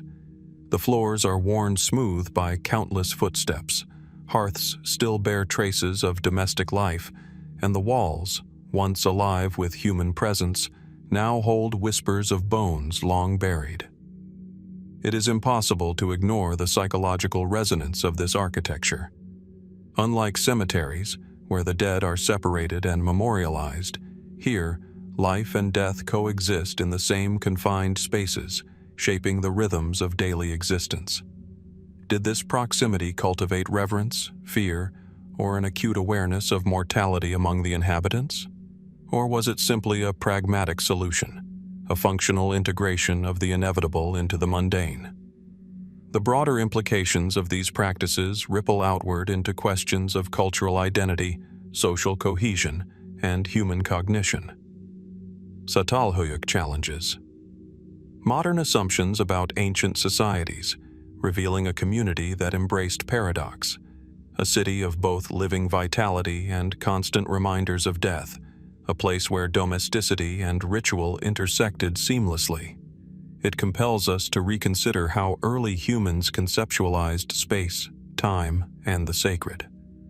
Were the builders of Çatalhöyük architects of memory, using clay and bone to construct not just homes, but a living narrative of existence itself? Even in meticulous excavation and research, mysteries persist. The reasoning behind selective treatment of remains, the precise rituals performed, and the broader cosmological significance remain elusive. Perhaps these walls were meant to convey messages now lost, or perhaps their meaning was inherently local, understood only within the cultural context of Neolithic Anatolia. Each fragment of bone, each layer of mud brick, becomes a silent testament to lives and beliefs that are partly knowable, yet largely inscrutable, challenging us to engage both analytically and imaginatively. In contemplating Çatalhöyük, one cannot help but feel the weight of human continuity, the persistence of ritual, and the enduring enigma of architecture as both shelter and monument.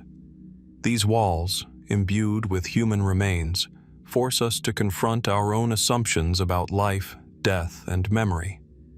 They ask us to consider, what does it mean to preserve the past so intimately, to live in constant proximity to those who have passed? And, ultimately, how much of our understanding of human culture remains hidden, inscribed in ways we have yet to fully decipher? The human remains woven into the walls of Çatalhöyük endure as both evidence and enigma. They invite reflection, curiosity, and awe, a tangible reminder that our ancestors wrestled with the same existential questions we face today. How did they interpret mortality, legacy, and the sacred? And how might the secrets held within those mud brick walls forever shape our understanding of what it means to be human? In the quiet stillness of these ancient homes, the past presses close, asking us to consider not only what we know, but what may forever remain just out of reach. As we leave the sun-baked streets of Çatalhöyük, with its walls that whisper of life and death intertwined, our journey carries us south along the broad, winding Nile into the heart of ancient Nubia. Here lies Kerma, a city of clay and sand, rising from the desert as a testament to one of Africa's earliest complex civilizations. From a distance, the site seems unassuming. Low mounds and terraces dot the arid landscape. But the closer one approaches, the sense of scale and significance becomes undeniable. Kerma, flourishing between 2500 and 1500 BC, was not merely a city. It was a hub of culture, trade, and power, rivaling even the pharaohs of Egypt in wealth and influence. Yet beneath the surface, secrets of a more unsettling nature lie buried. Archaeologists have uncovered necropolises at Kerma that defy conventional understanding. Among the graves, a particularly perplexing phenomenon has captured attention. Human bones stained a deep, almost eerie red. Unlike the neutral tones typically associated with ancient skeletal remains, these bones bear the unmistakable hue of ochre or iron-rich soil, but the staining appears deliberate, almost ritualized. The sight evokes a visceral response, a color that suggests blood, life, and ceremony frozen in the quietude of centuries.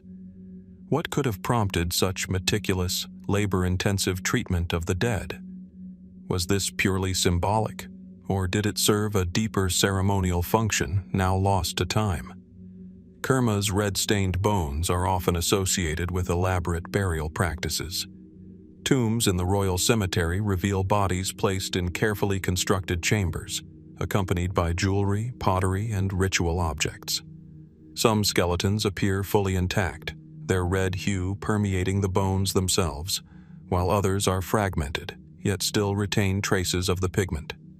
Scholars propose that this staining might have been part of a purification or transformation ritual, meant to prepare the deceased for the afterlife, or perhaps to mark their status and importance. The consistency of the red coloration across multiple burials, over centuries, implies a deeply rooted cultural practice rather than isolated incidents of funerary artistry. Yet, the more one examines these finds, the more questions arise. Why red? Across cultures, red has long symbolized blood, vitality, and protection. But did the people of Kerma associate it with spiritual potency, ancestral power, or divine favor? Could the staining have been intended to bind the deceased to the living community, ensuring their presence, protection, or guidance? And if so, how was this perceived by the broader society? These are questions that linger, hovering over the sun-bleached sands of Kerma like a faint but persistent echo. Some researchers have considered practical explanations alongside ritual ones. Red ochre was abundant in the region, and its use in burial could have been a simple matter of availability or aesthetic preference. But the precision of the application, covering specific bones, following repeated patterns, often paired with other symbolic burial elements, suggests intentionality far beyond mere chance.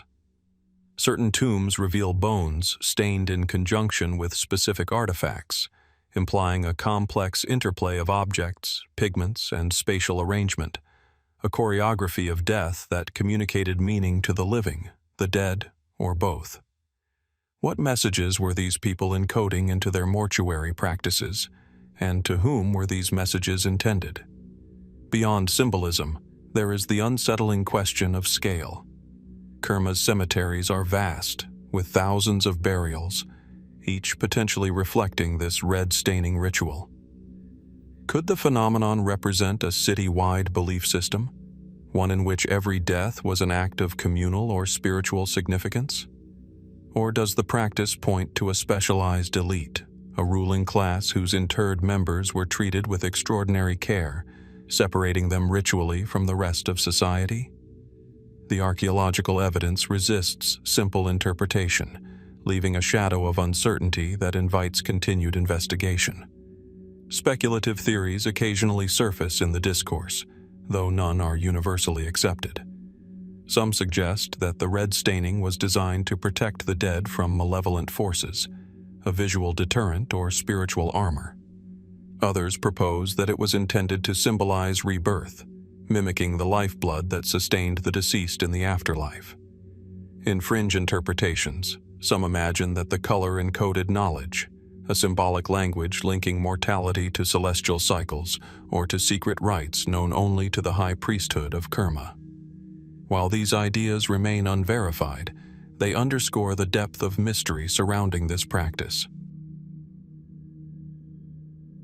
Walking among the tombs today, it is impossible not to feel a mixture of reverence and unease.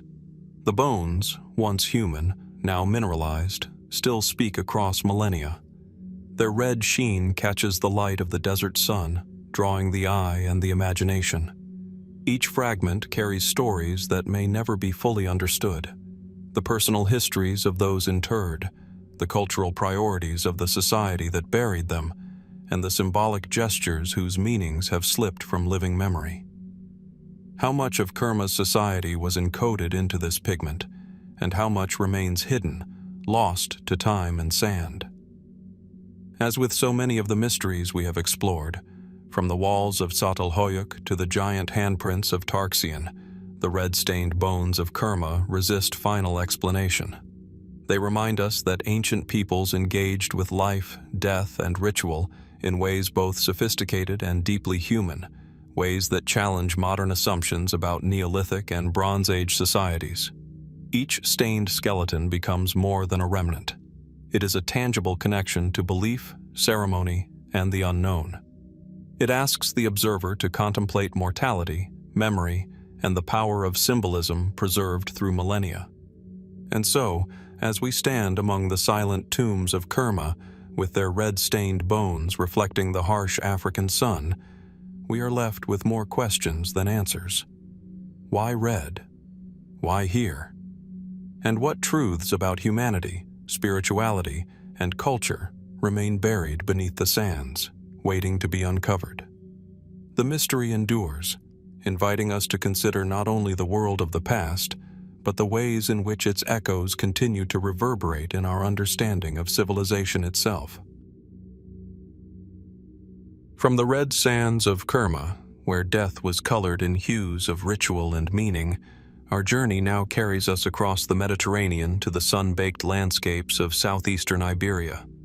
Here, between 2200 and 1500 BC, thrived a civilization that remains enigmatic in the shadows of history: the Argaric culture.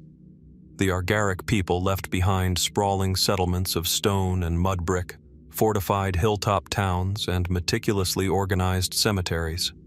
Yet, despite the material richness of their cities, a conspicuous absence haunts the archaeological record: the missing rulers whose authority must have shaped these societies. Where were they? And why have they left so few traces? Walking through the ruins of Argaric settlements, one is immediately struck by their precision. Streets cut through clusters of homes in straight lines, communal spaces punctuate the urban layout, and burial grounds lie just beyond the residential clusters, often marked by tumuli or low stone circles. Here, every structure hints at organization, governance, and hierarchy, suggesting a society that knew order and social stratification. Yet, paradoxically, evidence of their leaders is scarce. Unlike contemporary civilizations in Egypt or Mesopotamia, where kings left grand tombs, stelae, and inscriptions proclaiming their reigns, the Argaric elite seems to have vanished almost without a trace. The question lingers: if there were rulers, where are they? The funerary practices of the Argaric people provide tantalizing clues.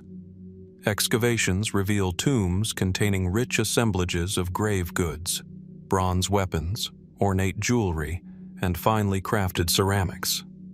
Some graves suggest high status, skeletal remains accompanied by objects that imply wealth and power.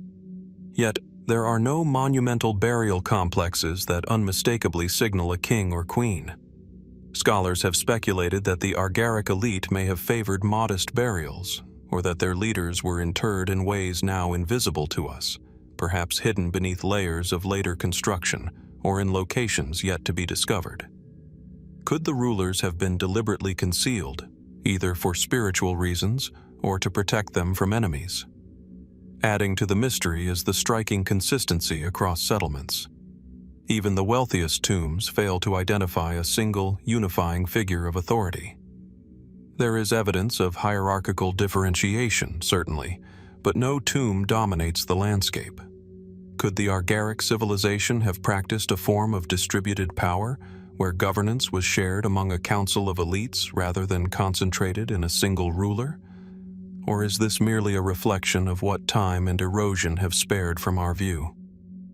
The absence of clear rulers invites us to reconsider our assumptions about leadership in the ancient world. Might power have been exercised quietly, without the ostentation that characterizes other Bronze Age societies?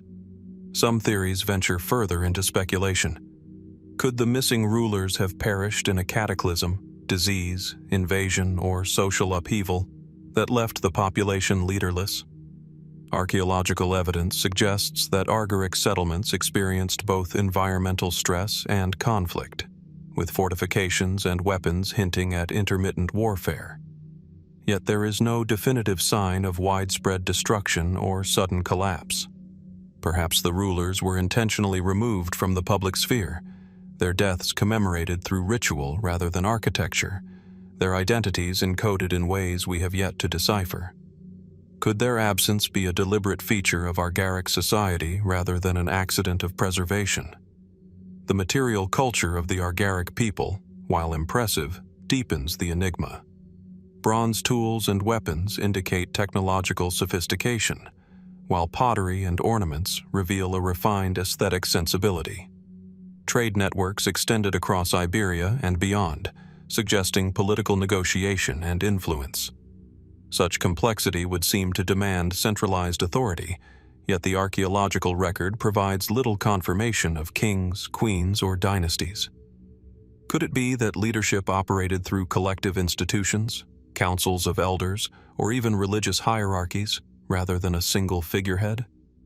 Or did their rulers exist in a form so ephemeral, political influence expressed through ceremony or oral tradition rather than stone and bronze, that time has erased them almost entirely? Then there are the burial anomalies that tantalize researchers. Some tombs contain multiple individuals, while others appear almost empty, raising questions about social differentiation and ritual practice. The most opulent burials sometimes reveal symbolic elements: a bronze diadem, a set of finely crafted daggers, or the careful positioning of the body, that hint at authority, but no name, no crown, no throne survives. Archaeologists are left piecing together power structures from fragments, reconstructing hierarchy from patterns rather than proclamations. And yet, the evidence is tantalizing. It hints at leadership, influence, and control, yet leaves the identities of the key figures frustratingly obscure. As one walks through these ancient settlements, the mystery becomes almost palpable.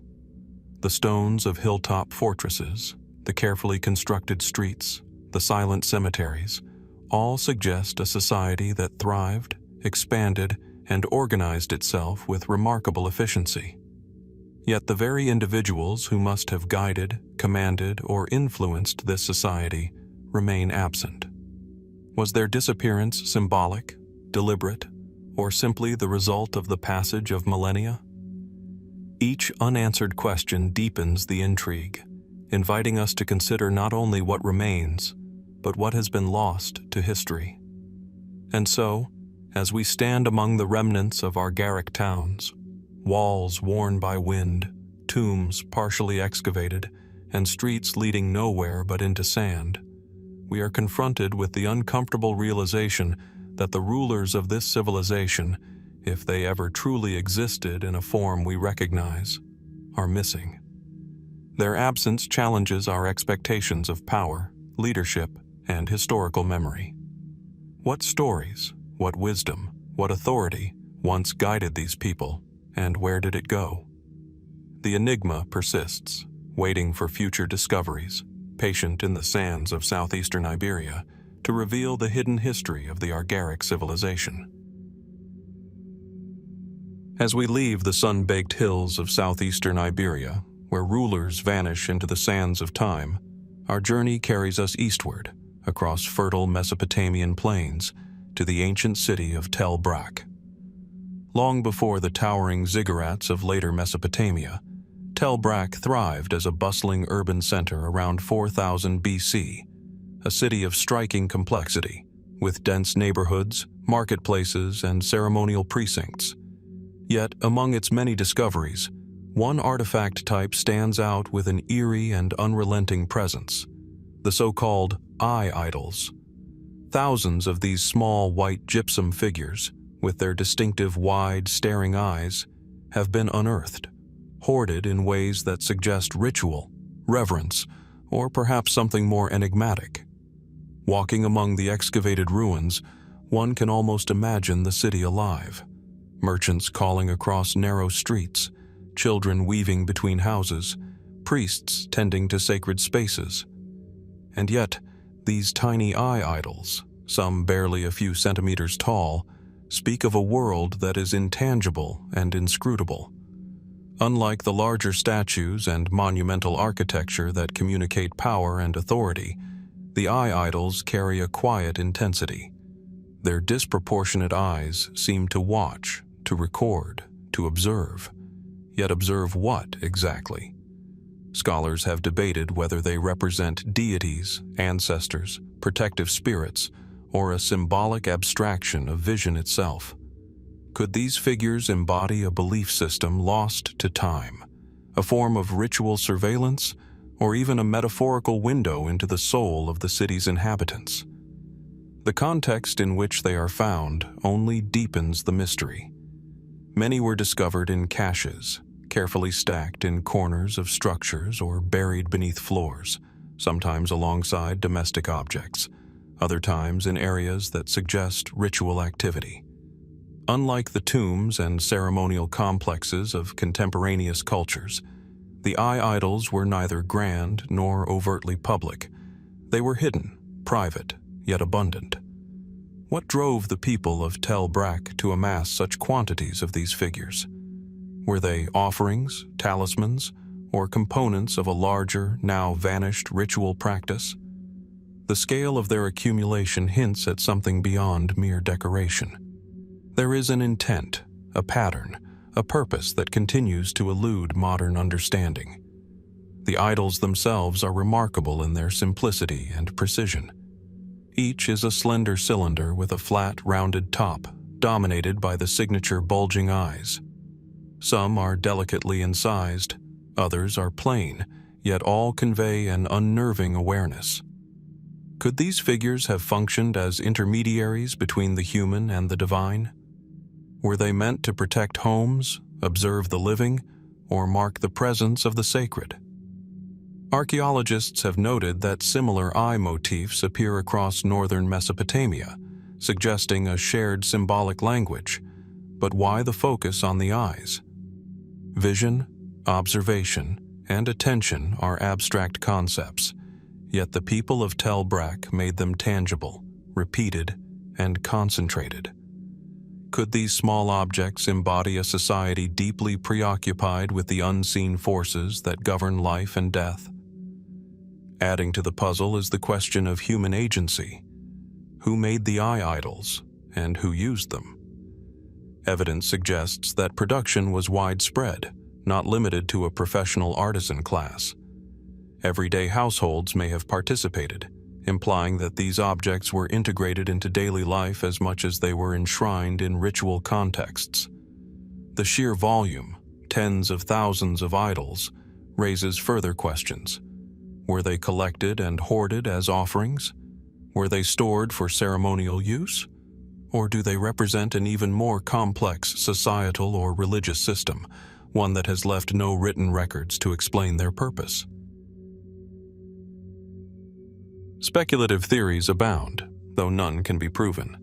Some suggest that the idols served as votive representations, each eye watching over the city's inhabitants or recording prayers to deities. Others propose that they were markers of social or spiritual status, a kind of token denoting favor or allegiance.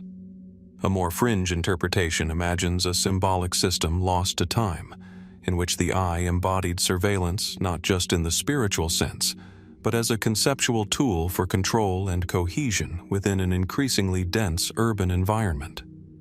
Perhaps the people of Tel Brak understood the power of observation in ways that remain opaque to us, encoding morality, memory, and order into these small, silent objects. Yet, despite these theories, the eye idols continue to watch silently from their ancient hiding places, refusing to yield definitive answers. Even with the most careful excavation, the precise meaning and use of these objects evade our understanding. Their ubiquity suggests importance, their concealment hints at secrecy, and their stark, staring gaze confronts us across millennia, challenging our assumptions about early urban life, ritual practice, and human cognition. What truths about Tel Brak's society, spirituality, or hierarchy might these idols contain? Are we glimpsing fragments of a lost theology, or are we imposing meaning where none can survive? And so, as we stand amid the ruins, examining walls etched by time and the delicate forms of these countless white idols, we are reminded of the fragility of understanding. The people of Tel Brak left behind a city teeming with life, trade, and ritual, but the intentions behind the eyes remain obscured. Why were they created in such staggering numbers? Why hoarded, hidden, and concentrated in specific precincts? What did they see, and what were they meant to convey to those who lived under their unblinking gaze? The answers remain elusive, inviting us to imagine, wonder, and continue searching among the sands and stones of one of Mesopotamia's earliest cities. Even today, as archaeologists sift through debris and dust, the eye idols hold their silent vigil, a haunting testament to a civilization whose inner life is encoded in symbols we can recognize but not fully decipher. The mystery of Tel Brak's eye idols persists, reminding us that history often guards its deepest secrets behind the simplest, most enigmatic of objects. As we leave the silent watchfulness of Tel Brak's countless eye idols, our journey moves southward along the banks of the Nile to the ancient necropolis of Abydos, one of Egypt's most revered and enigmatic sites. Here, amidst the arid sands and the whisper of wind-swept dunes, lies a mystery that has confounded archaeologists for decades. An unfinished royal tomb, buried deep beneath the layers of history, its purpose and occupant obscured by the passage of time. From above, Abydos is a landscape of stark contrasts. The modern village clings to the edge of the desert, while the ancient cemetery spreads in irregular clusters of mud brick and stone, punctuated by the monumental structures of later dynasties. Yet it is beneath the surface, beneath the meticulously planned tombs and the carefully aligned mortuary temples, that the most perplexing secret of Abydos resides. A tomb that appears to have been abandoned before it was ever completed. A royal burial that may have been intended for a king whose name is lost, or perhaps deliberately erased from memory. The entrance is unassuming, almost concealed among rubble and detritus. Unlike the ornate facades of other royal tombs, this structure is raw, a skeletal framework of limestone blocks and carved corridors, only partially realized. Excavation has revealed chambers carved with precision but left incomplete, hieroglyphs halted mid-inscription, doorways framed but never finished, niches cut but empty. There are no coffins, no burial goods, no trace of the rituals that usually accompany a king's journey into the afterlife. It is a tomb that exists as a statement of intent without fulfillment, a monument to absence rather than presence. Archaeologists have debated the reason for its abandonment. Some suggest political upheaval or sudden death may have halted construction. Perhaps the intended occupant fell from favor, or another claimant to the throne seized power before the tomb could be completed. Yet such explanations, while plausible, do not fully account for the meticulous care evident in the portions that were finished. Why invest significant labor, carving corridors and chambers with painstaking skill, only to leave it incomplete? Could there have been a ritualistic or symbolic reason for halting work? Or might the tomb have served a purpose we do not yet understand, one that had less to do with the living king and more with spiritual or cosmic significance? The tomb's architecture offers hints but no answers. The main corridor, though unfinished, aligns with the cardinal points, a feature seen in other royal burials, suggesting careful planning and adherence to sacred geometry. Side chambers branch off in a deliberate pattern, almost as if anticipating future expansion. The partial inscriptions contain symbols familiar to Egyptologists, yet several signs are unusual, depicting deities and rituals rarely seen in other sites of the same period. Were these early attempts to codify a new religious practice, or experimental symbols whose meaning was deliberately erased once the project was abandoned? Speculative interpretations abound. Some theorists propose that the unfinished tomb was not meant for a single ruler at all, but served as a symbolic or ceremonial space, a placeholder within the necropolis to maintain cosmic or dynastic balance. Others suggest more extraordinary possibilities. Could the tomb have been a secret repository, a hidden chamber meant to house forbidden knowledge or sacred relics, never meant for human remains? The absence of typical funerary goods allows the imagination to wander, leaving room for hypotheses that challenge conventional understandings of Egyptian royal burial practices. Archaeological evidence hints at an unusual timeline.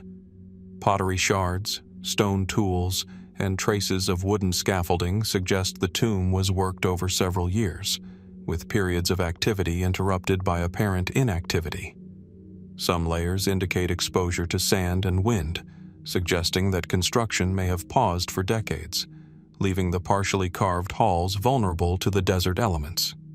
Could these interruptions reflect political instability, seasonal work patterns, or perhaps deliberate pauses dictated by ritual observances? The answers remain tantalizingly out of reach. One of the most compelling enigmas lies in the tomb's silence. Unlike other Abydos tombs, which are rich in inscriptions detailing the life and reign of the deceased, this space is devoid of narrative. Hieroglyphic panels stop abruptly, leaving stories incomplete, as if the voices of those who commissioned the tomb were stilled before they could tell their tale. It is a rare instance in Egyptian archaeology, a royal tomb that refuses to speak, leaving researchers to navigate the delicate balance between tangible evidence and imagination, between scholarly interpretation and the mystery that time has imposed. The unfinished tomb of Abydos challenges our assumptions about permanence and legacy. Royal tombs were intended to be eternal, repositories of memory and power designed to endure millennia.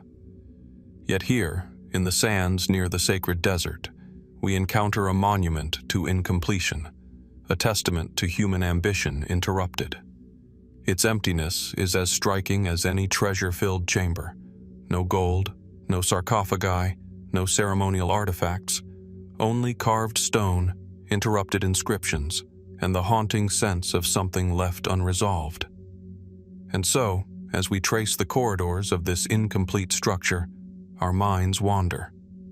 Who was meant to lie here? Why was the work abandoned? And what secrets, if any, remain hidden beneath the layers of limestone and sand? Could future excavations uncover the identity of this lost ruler? Or were the tomb's mysteries intentionally sealed, forever beyond human reach?